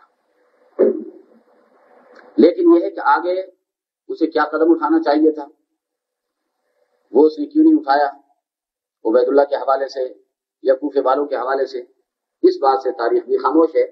لیکن میں یہ سمجھتا ہوں کہ اگر ہم اپنے دور کے اعتبار سے دیکھیں کہ بہن کے دور حکومت میں اگر بھائی قتل کر دیا جاتا ہے اور بہن اس پہ کوئی قدم نہیں اٹھا سکتی باوجود مکمل اختیارات ہونے کے، تو اس سے ہم یہ یقیناً یہ نتیجہ اخذ کر سکتے ہیں کہ کوئی ایسی مجبوریاں ہو سکتی ہیں یزید کی بھی. جبکہ میں نے ابتدا کے اندر کہا تھا کہ عبید اللہ بن زیاد کے اور یزید کے باہمی تعلقات کوئی اچھے نہیں تھے اور وہ اسے معذور کرنے کا پروگرام بنائے ہوئے تھا. ان حالات کے پیش نظر یزید کسی قسم کا قدم نہیں اٹھا سکا ہے حضرت حسین کی شہادت کے حوالے سے. لیکن اس نے خود بھی رویا ہے، اس کے اہل خانہ بھی روئے ہیں اور حضرت حسین کے اہل خانہ کو اپنے گھر میں ٹھہرایا ہے اور اپنے اہل خانہ کے ساتھ رکھا ہے اور ان کے لیے اچھے انتظامات کیے ہیں، مستقبل کو محفوظ کر کے ان کے وظیفے مقرر کر کے اور پھر اپنی خواتین کو ساتھ کر کے مدینہ منورہ کے لیے روانہ کیا گیا۔ یہ واقعے کی انتہا سمجھ لیجیے۔ حضرت علی ابن الحسین جو زین العابدین کے نام سے معروف و مشہور ہوئے ہیں، یوں سو چھوٹے تھے اور بیمار تھے، خیمے کے اندر تھے، لہذا یہ قتل ہونے سے بچ گئے، اور ان سے آگے جو ہے وہ حضرت حسین کی نسل آگے چلی ہے۔ یہ تو یہی باقی بچے تھے ان کی اولاد میں۔ یہ واقعہ تو یہاں سمجھیے کہ ختم ہو جاتا ہے، لمبی باتیں باقی باتیں ہم چھوڑ رہے ہیں۔ اب صرف ہم نے اس بات میں غور کرنا ہے کہ یہ جو واقعہ پیش آیا ہے، اس واقعے سے انکار کرنا تو تاریخ کا منہ چڑھانے کے مترادف ہے، اس سے انکار نہیں کیا جا سکتا۔ واقعہ ہوا ہے اور حضرت حسین رضی اللہ عنہ کربلا کے میدان میں شہید ہوئے ہیں۔ اب صرف یہ دیکھنا ہے کہ جو لوگ حضرت حسین کو حق کا ہیرو قرار دیتے ہیں اور یہ کہتے ہیں کہ اگر وہ یہاں میدان میں نہ نکلتے تو اسلام ختم ہو چکا تھا، اسلام کو نئی زندگی حضرت حسین کی شہادت سے ملی ہے، ان کا موقف دیکھنا ہے، اور دوسرے ان لوگوں کا موقف دیکھنا ہے جو یہ کہتے ہیں کہ ایک باغی کو اگر قتل کر دیا جاتا ہے تو کوئی جرم نہیں۔ تو اس سلسلے کے اندر دیکھیے ہمارا موقف جو ہے بہت ہی ایسی جگہ پر ہم کھڑے ہوئے ہیں کہ انتہائی حساس مقام ہے وہ، اس لیے کہ حضرت حسین میں پہلے بتا چکا ہوں کہ صحابی ہیں، اللہ کے نبی کے نواسے ہیں اور محبوب ترین شخصیت ہیں اللہ کے نبی۔ اور دوسری طرف دیکھیے تو حضرت عبداللہ بن عباس ہیں، حضرت عبداللہ بن عمر ہیں، حضرت عبداللہ بن زبیر ہیں، یہ بھی بڑے بڑے لوگ ہیں جنہوں نے ان کا ساتھ نہیں دیا۔ پھر جس لشکر کے اندر انہیں قتل کیا گیا ہے، اس لشکر کے اندر میں نے آپ کو نام بتائے ہیں صحابہ کرام کے، اور تقریباً 27 کے قریب صحابہ وہاں پر موجود تھے، 27 یا 30 کے قریب صحابہ اس لشکر کے اندر موجود تھے، اور ان لوگوں نے بھی حضرت حسین کے ساتھ بڑھ کر ساتھ نہیں دیا ہے۔ تو اب آپ کیا کریں گے؟ ہم ظاہر ہے کہ ایک طرف کو بچائیں گے تو دوسری طرف ہاتھ سے نکلے گی، لہذا یہاں ہمیں شرعی ضابطوں کو مد نظر رکھ کر کوئی موقف اپنانا ہوگا، جس موقف کے نتیجے میں نہ تو حضرت حسین کی شخصیت متاثر اور مجروح ہو، اور نہ ہی ان صحابہ کی شخصیت متاثر اور مجروح ہو جنہوں نے حضرت حسین کی موقف کی حمایت نہیں کی۔ کیونکہ اگر ہم یہ مان لیتے ہیں کہ یہ باغی تھے تو باغی کا حکم شریعت میں مرتد کا ہے، یہ بڑا خطرناک لفظ ہے جو حضرت حسین کے لیے استعمال کیا جائے، لہذا اس لفظ کو ہم کسی طرح بھی حضرت حسین کے لیے استعمال نہیں کر سکتے۔ اگر کوئی استعمال کرتا ہے تو میں ایسے شخص کے ایمان میں مجھے شک ہے۔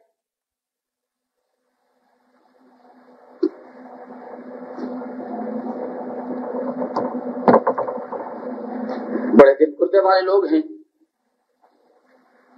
جو حضرت حسین جیسی شخصیت کو ایسا لفظ ان کے لیے استعمال کریں کہ جو ایک گھٹیا انسان کے لیے بھی ہم استعمال کرنا گوارا نہ کرتے ہوں۔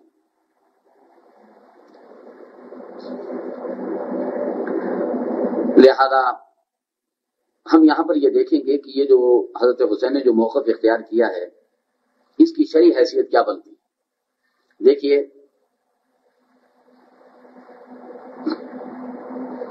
اسلامی شریعت کے ایک ضابطہ ہے، المجتہد یخطئ ویصیب، ان اصاب فلہ اجران وان اخطأ فلہ اجر واحد۔ مجتہد جب اجتہاد کرتا ہے تو وہ صحیح فیصلہ بھی کر سکتا ہے اور غلط فیصلہ بھی کر سکتا ہے، وہ دلائل کی روشنی میں کرے گا، لہذا اس کا فیصلہ صحیح بھی ہو سکتا ہے غلط بھی ہو سکتا ہے۔ لیکن یہ یاد رکھیے کہ مجتہد کا فیصلہ اگر صحیح اور درست ہے تو ایسی صورت کے اندر لہو اجران، اللہ کے نبی نے فرمایا کہ اسے دوہرا اجر و ثواب ملے گا، ایک جدوجہد اور کوشش کرنے کا، دوسرا صحیح فیصلہ کرنے کا۔ اور اگر اس سے غلطی ہو جاتی ہے اور وہ صحیح فیصلہ نہیں کر سکتا تو ایسی صورت میں بھی وہ ایک اجر سے محروم نہیں رہے گا، ایک اجر اسے ضرور ملے گا اجتہاد کرنے کا، اگرچہ صحیح فیصلے کا اسے اجر و ثواب نہ مل سکے۔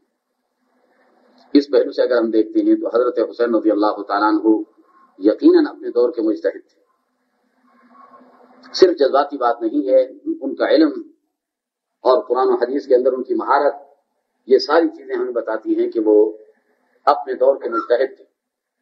لہذا اگر انہوں نے کوئی فیصلہ کیا ہے تو وہ اسی حدیث کی روشنی میں اس فیصلے کو پرکھا جائے گا، ان کا اجتہادی فیصلہ ہے۔ اب یہ ان کا یہ فیصلہ صحیح تھا یا درست تھا، یہ بات کے حالات ہمیں بتائیں گے کہ ان کا فیصلہ صحیح تھا یا درست تھا، بلکہ حضرت حسین کا اپنا موقف اس واقعے کے پیش آنے سے کچھ پہلے جو تھا وہ بتا دے گا کہ حضرت حسین کا موقف کیا تھا.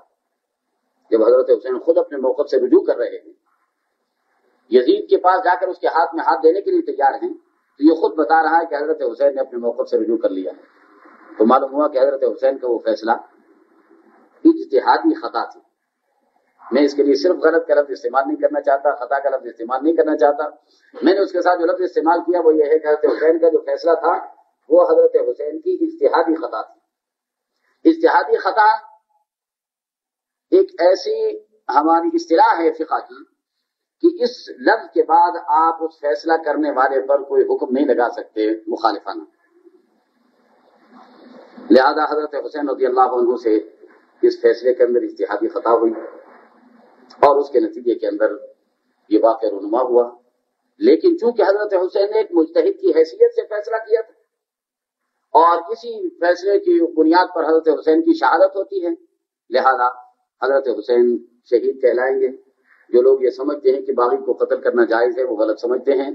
حضرت حسین کے اجتہادی فیصلے کے نتیجے میں جو انہیں مارا جا رہا ہے تو یہ شہید ہی کہلائیں گے حضرت حسین. لہذا وہ اسلامی تاریخ کے بڑے شہداء میں سے ہیں اور اللہ کے نبی کے فرمان کے مطابق جنت میں سیدہ شباب اہل جنت، جنت کے جوانوں کے سردار ہوں گے. اس میں کوئی شک و شبہ کی گنجائش نہیں. لیکن میں نے آپ سے عرض کیا کہ اس میں ہم نے ان لوگوں کا دامن بھی بچایا ہے جو حضرت عبداللہ بن عباس یا ان کے ساتھ باقی ایک بڑی تعداد صحابہ کرام کی تھی جو حضرت حسین کے موقف کی حمایت نہیں کر سکے، اس لیے کہ اجتہاد کے موقع پر دوسرے مجتہد کو بھی گنجائش ہوتی ہے کہ وہ دلائل کی روشنی میں اپنے لیے خود فیصلہ کریں. لہذا ہم انہیں مجبور نہیں کر سکتے کہ وہ حضرت حسین کے فیصلے پر سواد کرتے. اس بنا پر وہ حضرت حسین کا ساتھ نہ دینے میں مجرم نہیں کہلائیں گے اور ان پر کسی قسم کے الزام نہیں لگائے جا سکتے. اسی طریقے پر حضرت حسین کے اس فیصلے پر ان پر بھی کوئی الزام نہیں لگایا جا سکتا، اس لیے کہ ان کا فیصلہ بھی اجتہادی فیصلہ ہے. یہ تو اس حیثیت سے کہ اس موقف میں ہمارے کیا نقطہ نظر ہونا چاہیے. ہمارا نقطہ نظر یہ ہے کہ ہم یہ سمجھتے ہیں کہ حضرت حسین کی اجتہادی خطا ہے اور اس کے نتیجے کے اندر حضرت حسین رضی اللہ عنہ شہید ہوئے ہیں، اور اس قسم کے واقعات اگر پیش آتے ہیں تو ہم اسے عبرت لے سکتے ہیں. لیکن ان واقعات کا اسلامی احکام پر یا اسلامی نظام حیات پر کوئی اثر مرتب نہیں ہونا چاہیے. ذرا اس پر تھوڑی سی مجھے بات کرنی پڑے گی اثر کے بارے میں، کیونکہ بہت سے ذہن اس پر یعنی اس لفظ سے متاثر ہو سکتے ہیں. لیکن اس سے پہلے میں جو ایک بات لانا چاہتا تھا وہ تھوڑی سی رہ گئی ہے. وہ یہ تھی کہ ہم نے ابھی دیکھنا یہ ہے کہ وہ کون سے عوامل ہیں. کیا صرف حضرت حسین کا فیصلہ ہی عامل بنا ہے حضرت حسین کے قتل کا، یا کہ اور بھی عوامل اس کے اندر موجود ہیں؟ تو میں اس کو تفصیل میں جائے بغیر انتہائی اختصار کے ساتھ اگر کہوں تو یہ کہہ سکتا ہوں کہ سب سے پہلا عامل تو شمر ذوالجوشن اور اس کے ساتھی ہیں، جنہوں نے بات بنی ہوئی کو بگاڑا اور پھر آگے بڑھ کر انہوں نے بغیر کسی کے کہے ہوئے قدم بڑھایا اور حضرت حسین کو شہید کیا. سب سے پہلا عامل اور سب سے پہلی ذمہ داری شمر ذوالجوشن اور اس کے ساتھیوں کی بنتی ہے. اس کے بعد دوسرا عامل وہ لوگ بنتے ہیں جنہوں نے حضرت حسین کو بلوایا اور بلوانے کے بعد پھر ساتھ نہیں دی. اور تیسرا عامل کوفے کا گورنر عبید اللہ بن زیاد جو اس موقع پر صحیح قدم نہ اٹھا سکا اور حضرت حسین کی شہادت کا سانحہ رونما ہوا. اور چوتھا عامل یزید کی ذات بنے گی. حالانکہ یزید کو اطلاع بھی نہیں تھی، اسے اس بارے میں کوئی اعتماد میں نہیں لیا گیا تھا، اس لیے کہ بڑا لمبا فاصلہ تھا اور اتنے انتظامات نہیں تھے کہ فوری طور پر روابط ہو سکے. لیکن چونکہ وہ ایک سربراہ حکومت تھا اور اس کے بعد کے اقدامات بتاتے ہیں کہ اس نے اس سلسلے کے اندر کوئی اس کے بارے میں اس کے جو اس واقعے میں ملوث ہونے والے افراد ہیں انہیں کسی قسم کی سزائیں نہیں دی، ان کے خلاف کوئی ایکشن نہیں لیا. لہذا ہم یزید کو بھی ذمہ دار ٹھہرائیں گے اس کا، اور وہ بھی چوتھے نمبر پر میرے اندازے کے مطابق اور میرے تجزیے کے مطابق چوتھے نمبر پر وہ بھی اس کا ذمہ دار بنتا ہے کہ اس شخص کو بھی اس پر بھی ذمہ داری اس کی ڈالی جائے. بعض لوگ پہلے نمبر پر ذمہ داری اس پہ ڈالتے ہیں، لیکن میں سمجھتا ہوں کہ اگر تاریخی حوالے سے اور حقائق کو دیکھ کر کے آپ کہیں گے تو میں نہیں سمجھتا کہ ایسے لوگوں کا ساتھ دیں جو کہ یزید ہی کو مطعون کرتے ہیں اور اسی پر سارا نزلہ ڈالتے ہیں، سارا ملبہ اسی پر ڈالتے ہیں. حالانکہ صورتحال اور اس زمانے کی صورتحال دیکھ کر جو ہم نے فیصلہ کیا ہے اس حساب سے میں سمجھتا ہوں کہ چوتھے نمبر پر یزید پر ذمہ داری ڈالی جا سکتی ہے اور پانچویں نمبر پر حضرت حسین رضی اللہ عنہ کا اپنا فیصلہ جو ہے وہ اسے بھی اس کے اندر ضرور دخل ہے. اس لیے کہ لوگوں نے سمجھایا تھا کہ آپ جہاں جا رہے ہیں وہاں قتل اور لاشوں کے علاوہ ہمیں کچھ نظر نہیں آ رہا. اس کے باوجود انہوں نے فیصلہ کیا. تو 5واں عامل حضرت حسین کا اپنا فیصلہ بھی ہے، لیکن چونکہ ہم اسے اجتہاد کا درجہ دیتے ہیں، اس بنا پر انہیں ملزم یا مجرم نہیں گردان سکتے. تو یہ وہ عوامل ہیں جن کے نتیجے کے اندر حضرت حسین رضی اللہ تعالیٰ عنہ کی شہادت وقوع پذیر ہوئی ہے. اور اس کے بعد اب صورتحال یہ ہے کہ حضرت حسین رضی اللہ تعالیٰ عنہ کی جب شہادت ہو گئی ہے اور یہ معاملہ ختم ہو گیا ہے اور ان لوگوں کو کوئی سزائیں نہیں دی گئی، تو اب قدرت کا انتقام دیکھیے کہ قدرت نے انتقام لیا ہے. وہ ہر فرد سے چن چن کر ایک ایک شخص سے قدرت نے انتقام لیا ہے.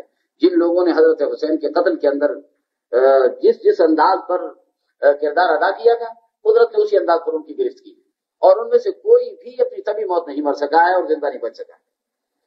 اس کے بعد ایک تحریک اٹھی ہے جسے تاریخ حرکت التوابین کے نام سے یاد کرتی ہے. حرکت التوابین کے معنی توبہ کرنے والوں کی ایک تحریک یا توبہ کرنے والوں کے ایک گروہ. ان لوگوں نے یہ آواز اٹھائی کہ حسین ہمارے سامنے شہید ہو گئے اور ہم کچھ نہ کر سکے، لہذا ہم اب اس کا انتقام لیں گے اور جو لوگ اس میں ملوث تھے انہیں ہم نہیں چھوڑیں گے. چنانچہ یہ کوفے کے اندر ایک ہنگامہ ہو گیا اور یہ حرکت التوابین کے جو لوگ تھے یہ سڑکوں گلیوں میں نکل آئے، اور جو انہیں ملا اور انہیں معلوم تھا کہ یہ قتل میں ملوث تھا یا کسی قسم کا اکسانے میں ملوث تھا تو اسے انہوں نے نہیں چھوڑا. چنانچہ عبید اللہ بن زیاد بھی قتل ہوا، شمر جوشن بھی قتل ہوا، اور اس کے علاوہ جتنے بڑے بڑے لوگ تھے ان سب کو قتل کر دیا گیا. ان میں کوئی بھی زندہ باقی نہیں بچا. تو قدرت نے ان لوگوں سے انتقام لیا اور ان لوگوں کو بدترین موت یہ لوگ مرے ہیں. اور آگے اللہ کے ہاں ان کی جو صورت حال ہوگی وہ فیصلہ اللہ کے ہاتھ میں ہے، وہ ہم کرنے والے نہیں ہیں.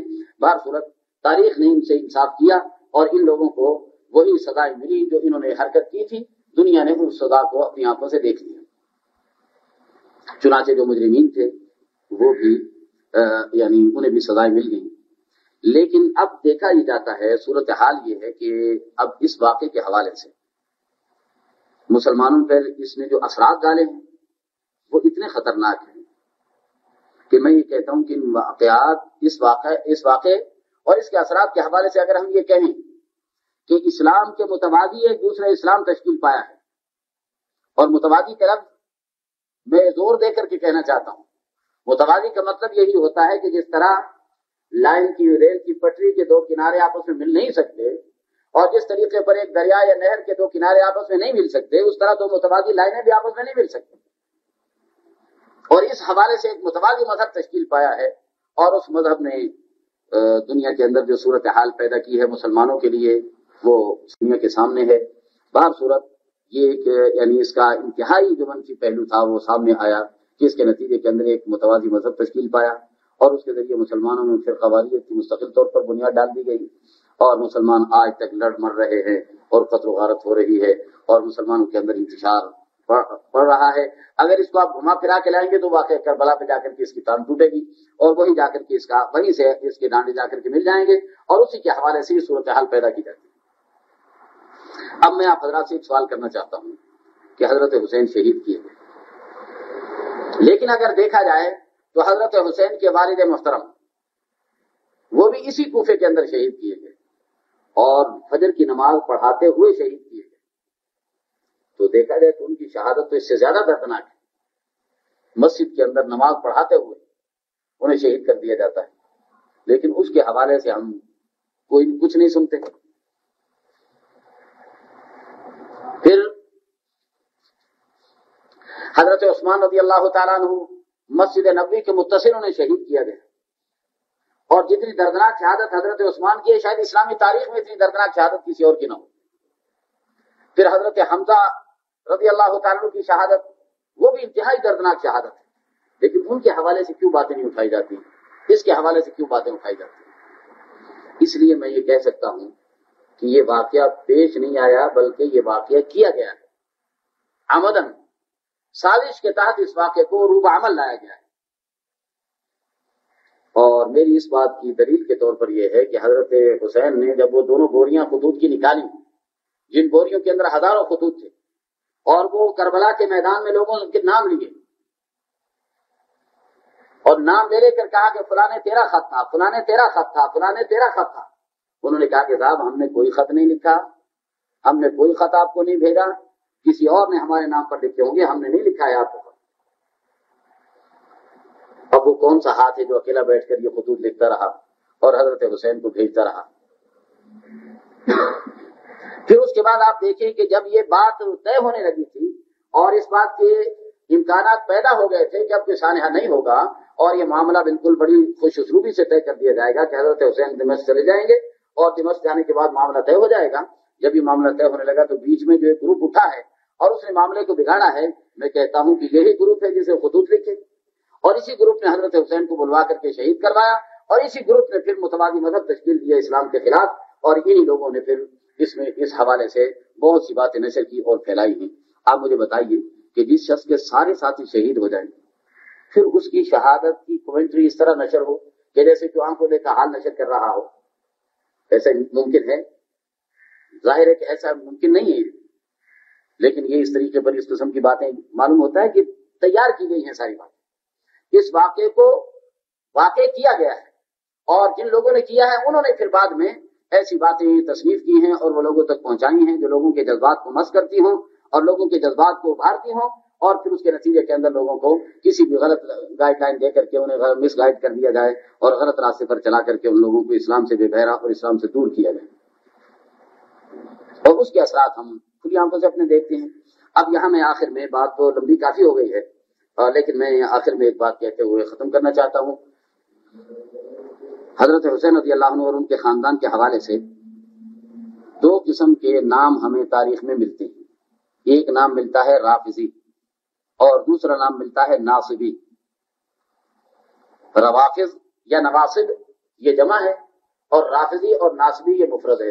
ناصبی کی جمع نواصب ہے اور رافضی کی جمع روافض ہے. رافضی ان لوگوں کو کہا جاتا ہے جو حضرت علی اور ان کے خاندان کے حامی، اور ناصبی ان لوگوں کو کہا جاتا ہے جو حضرت علی اور ان کے خاندان کے مخالف. الذین نصبوا العداء ضد علی رضی اللہ تعالیٰ عنہ، جن لوگوں نے حضرت علی کی مخالفت کو اپنا لیا وہ لوگ ناصبی کہلاتے ہیں، اور جن لوگوں نے حضرت علی کی حمایت کا دم بھرا وہ رافضی کہلاتے ہیں. حالانکہ رافضی کا جو لفظ ہے اس کے معنی چھوڑنے والے کے، اور یہ خود حضرت علی کے لفظ سے ہی لیا گیا. حضرت علی نے تقریر میں کہا کہ تم لوگ میرے شیعہ نہیں ہو بلکہ تم تو میرے رافضی ہو، مجھے چھوڑ، تم رفو تمونی. ان کا لفظ تھا کہ تم لوگ مجھے ہمیشہ چھوڑ دیتے ہو، جب بھی میرا کوئی مشکل وقت آتا ہے تم چھوڑ کر کے پیچھے ہٹ جاتے ہو. حضرت علی کو اسی جملے سے ان کے لیے رافضی کا لفظ تجویز کیا گیا کہ حضرت علی کو ہر وقت چھوڑتے رہے حالانکہ حمایت کا دم بھرتے ہیں. تو یہ جو دو قسم کے لوگ ہیں دونوں ہی انتہا پسند ہیں، ناصبی بھی اور رافضی. اہل سنت والجماعت اس کے درمیان کا موقف ہے جو خیر الامور اوساطھا، درمیان کا موقف ہے ان کا، اور یہ درمیانی موقف وہ ہے جس کی میں نے تشریح کی ہے کہ ہم صحابہ کرام کو بھی اور اہل بیت اعظام کو بھی سب کو اپنا اپنا مرتبہ اور مقام دیتے ہیں، اور ہر ایک کا احترام ہمارے دل اور سینے کے اندر ہے، اور ہر ایک کی شان کے مطابق ہم ان کے ساتھ معاملہ کرتے ہیں. لہذا نہ تو ہم نے ناصبی بن جانا ہے ایک دم سے اور نہ ہم نے رافضی بننا ہے.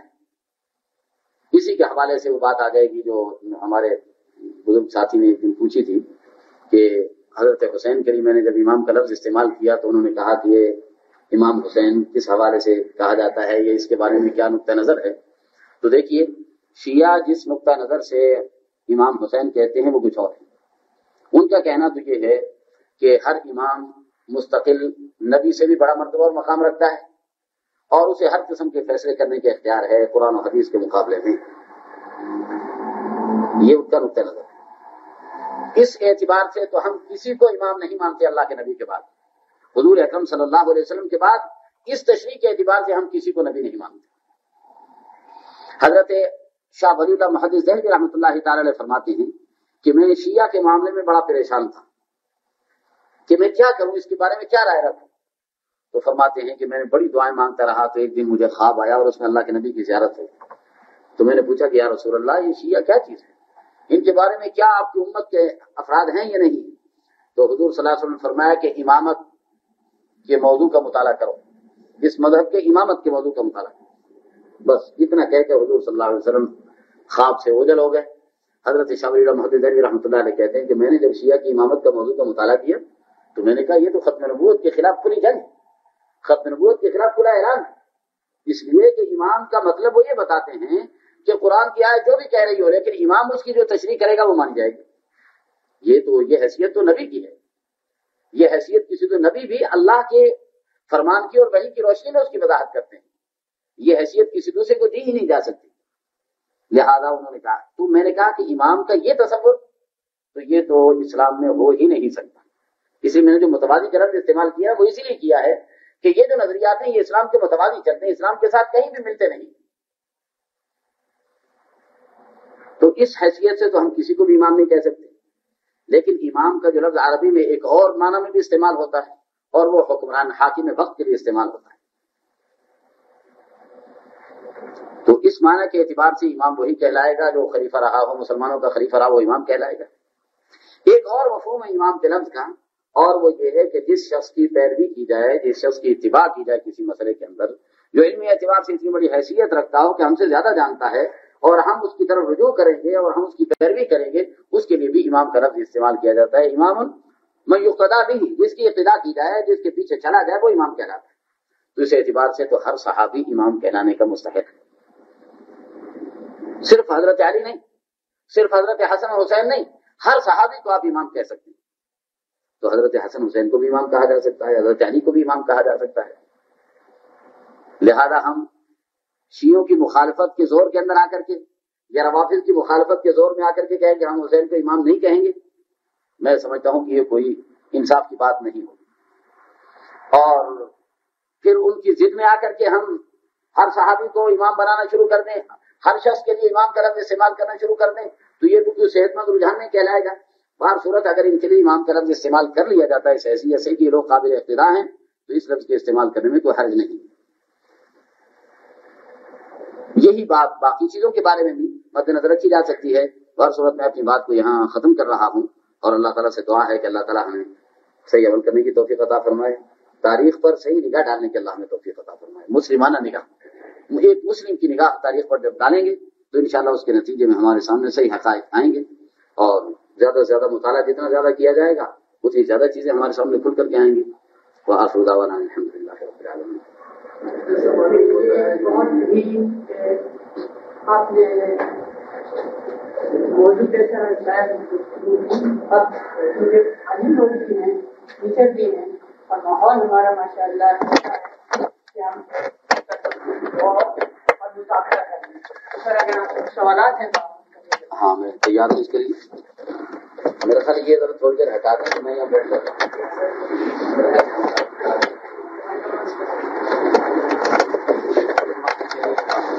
یہ ہٹانا اس لیے تاکہ ساتھی سامنے رہیں. پنکھا چلو گا.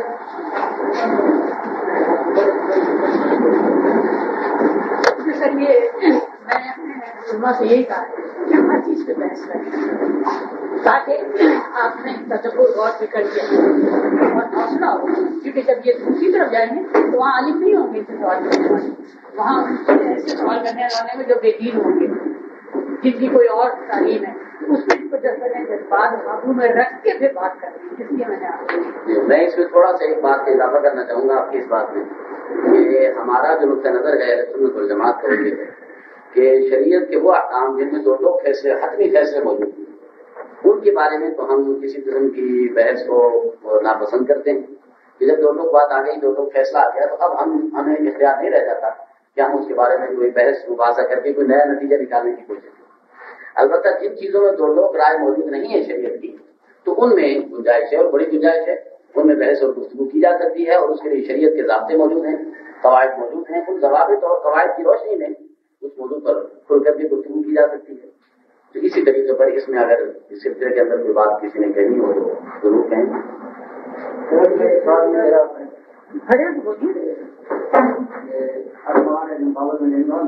جدید کا یہ تاریخی اخلاقی موضوع لکھا ہے وہ بڑا نامہ لکھا ہے, اس میں لکھا ہے خوشحالی ہے اور اس وقت ہمارے وہ خلافت سنتی ہے.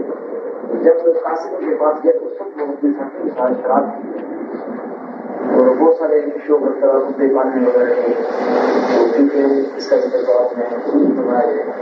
اصل میں بات یہ ہے میں آپ کی بات تو سامنے آ گئی ہے. میں نے اصل میں شروع میں کہہ دیا تھا کہ یہ موضوع مستقل گفتگو کا ہے, لہذا میں اس پہ بات نہیں کر رہا ہوں. لیکن اتنا ضرور میں اس پہ کہتا ہوں کیونکہ یہ لمبی گفتگو کا یعنی طرفدار ہے یہ موضوع، لیکن اتنا ضرور میں کہتا ہوں کہ یہ جو باتیں یزید کے بارے میں پھیلائی گئی ہیں ان کی میری نگاہ میں کوئی حقیقت نہیں ہے۔ لیکن اس سے پہلے ایک بات آپ یاد رکھیے کہ صحابہ کرام میں سے اگر کسی کے دامن پہ کوئی دھبا لگانے کی کوشش کرے گا تو ہم اسے دھوئیں گے، اسے صاف کریں گے، اور ہم پوری کوشش اپنی پوری جتنی ہماری ہمت ہے اور جتنا ہمارا علم ہے وہ لگا دیں گے تاکہ صحابہ سے اس بات کو ختم کیا جائے اور یہ بتایا جائے کہ یہ وہ لوگ ہیں جو قرآن کریم کے عینی گواہ ہیں، لہٰذا ان کی شخصیت کسی طرح مدعو نہیں ہو سکتی۔ لیکن صحابہ کرام کے بعد اگر کسی پر کوئی دبے لگتے ہیں تو بھائی ہم اس کے ذمہ دار نہیں ہیں کہ ہم اس کا دفاع کریں، اس کو صاف ثابت کرنے کی کوشش کریں۔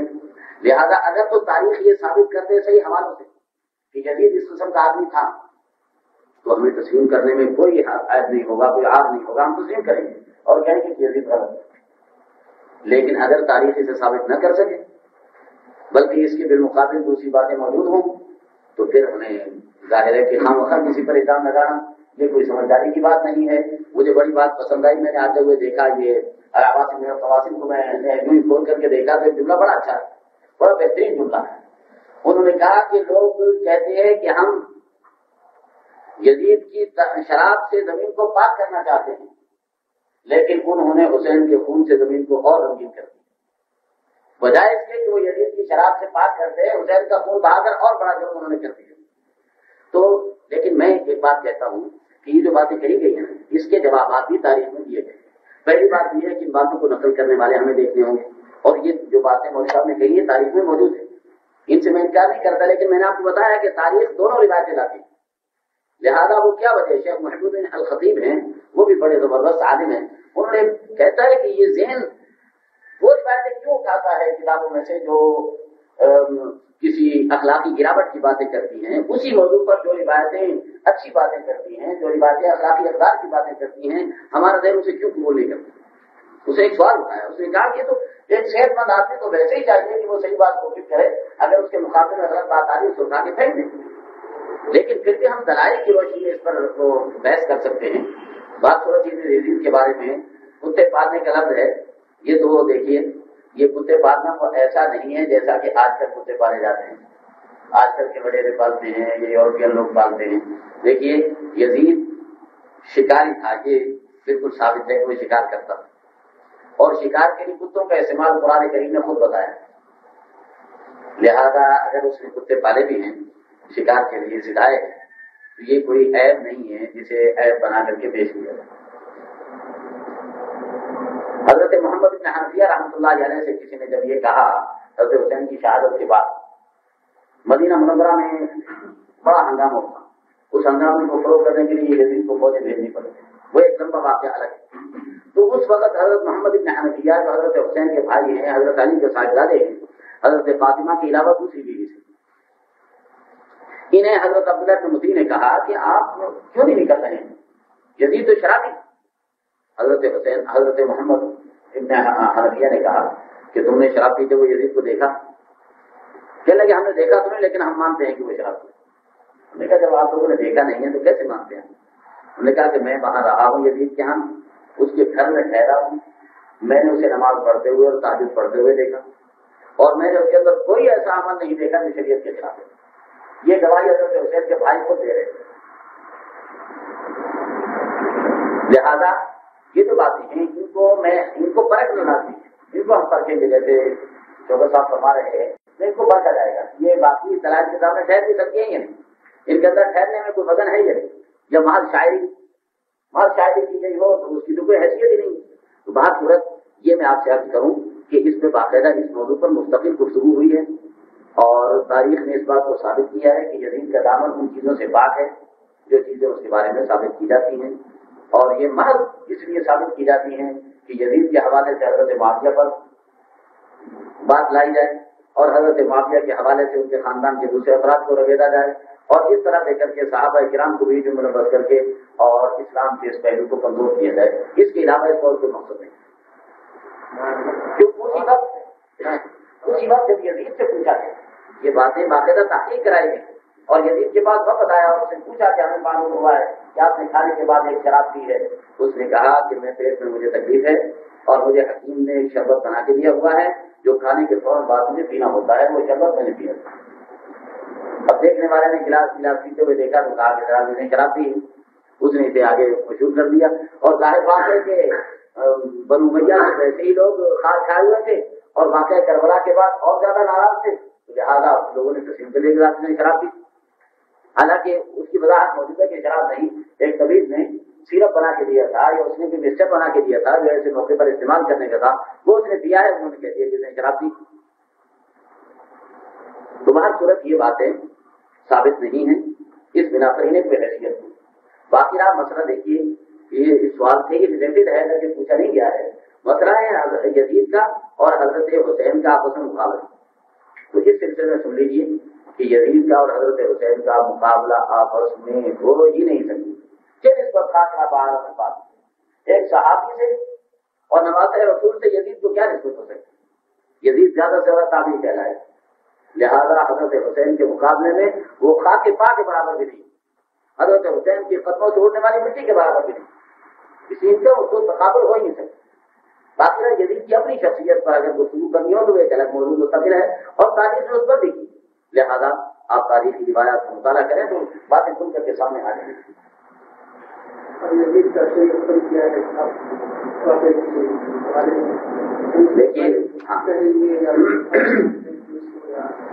دیکھیے ہم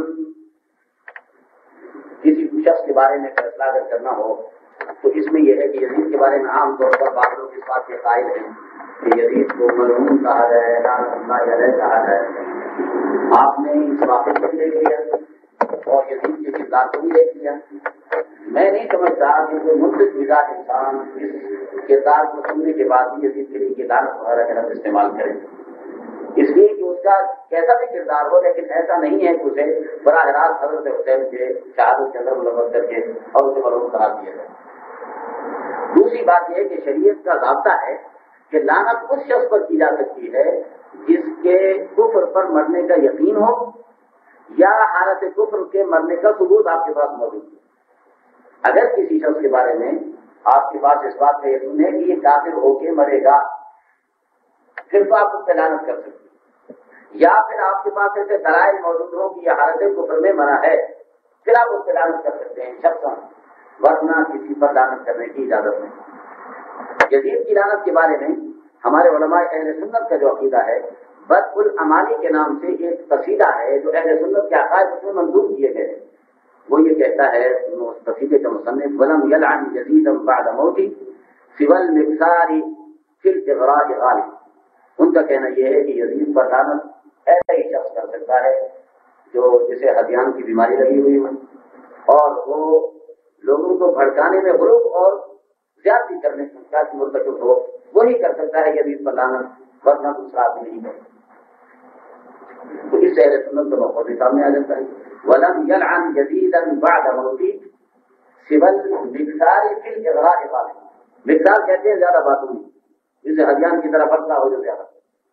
تو بات صورت ہمارے علماء اہل سنت کا زیادہ سے زیادہ یہ ہے کہ اس سلسلے میں خاموش رہا ہے، کچھ بھی نہ کہیں، ہم نہ اسے کوئی بڑا بزرگ ثابت کرنے کی کوشش کرتے ہیں اور نہ ہی اسے ہم یہ ثابت کرتے ہیں کہ ساری دنیا کا حق حسین کی شکل میں اور ساری دنیا کا باطل یزید کی شکل میں۔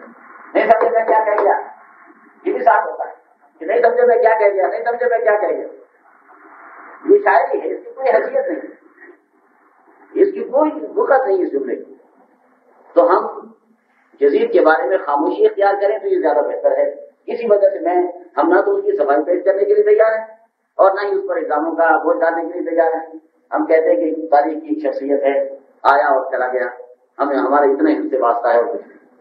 محمد یوسف جانی نے کتاب میں بہت سارا کیا، جس میں کہا ہے کہ اس پر لعنت کی جائے، اور مولانا یوسف جانی نے بھی ہاں وہ مولانا رشید رحمۃ اللہ علیہ، مولانا رشید نعمانی صاحب ماشاء اللہ وہ تو اس وقت تھے کہ وہ تو برداشت یزید کا نام سننا برداشت نہیں کرتے، لیکن بات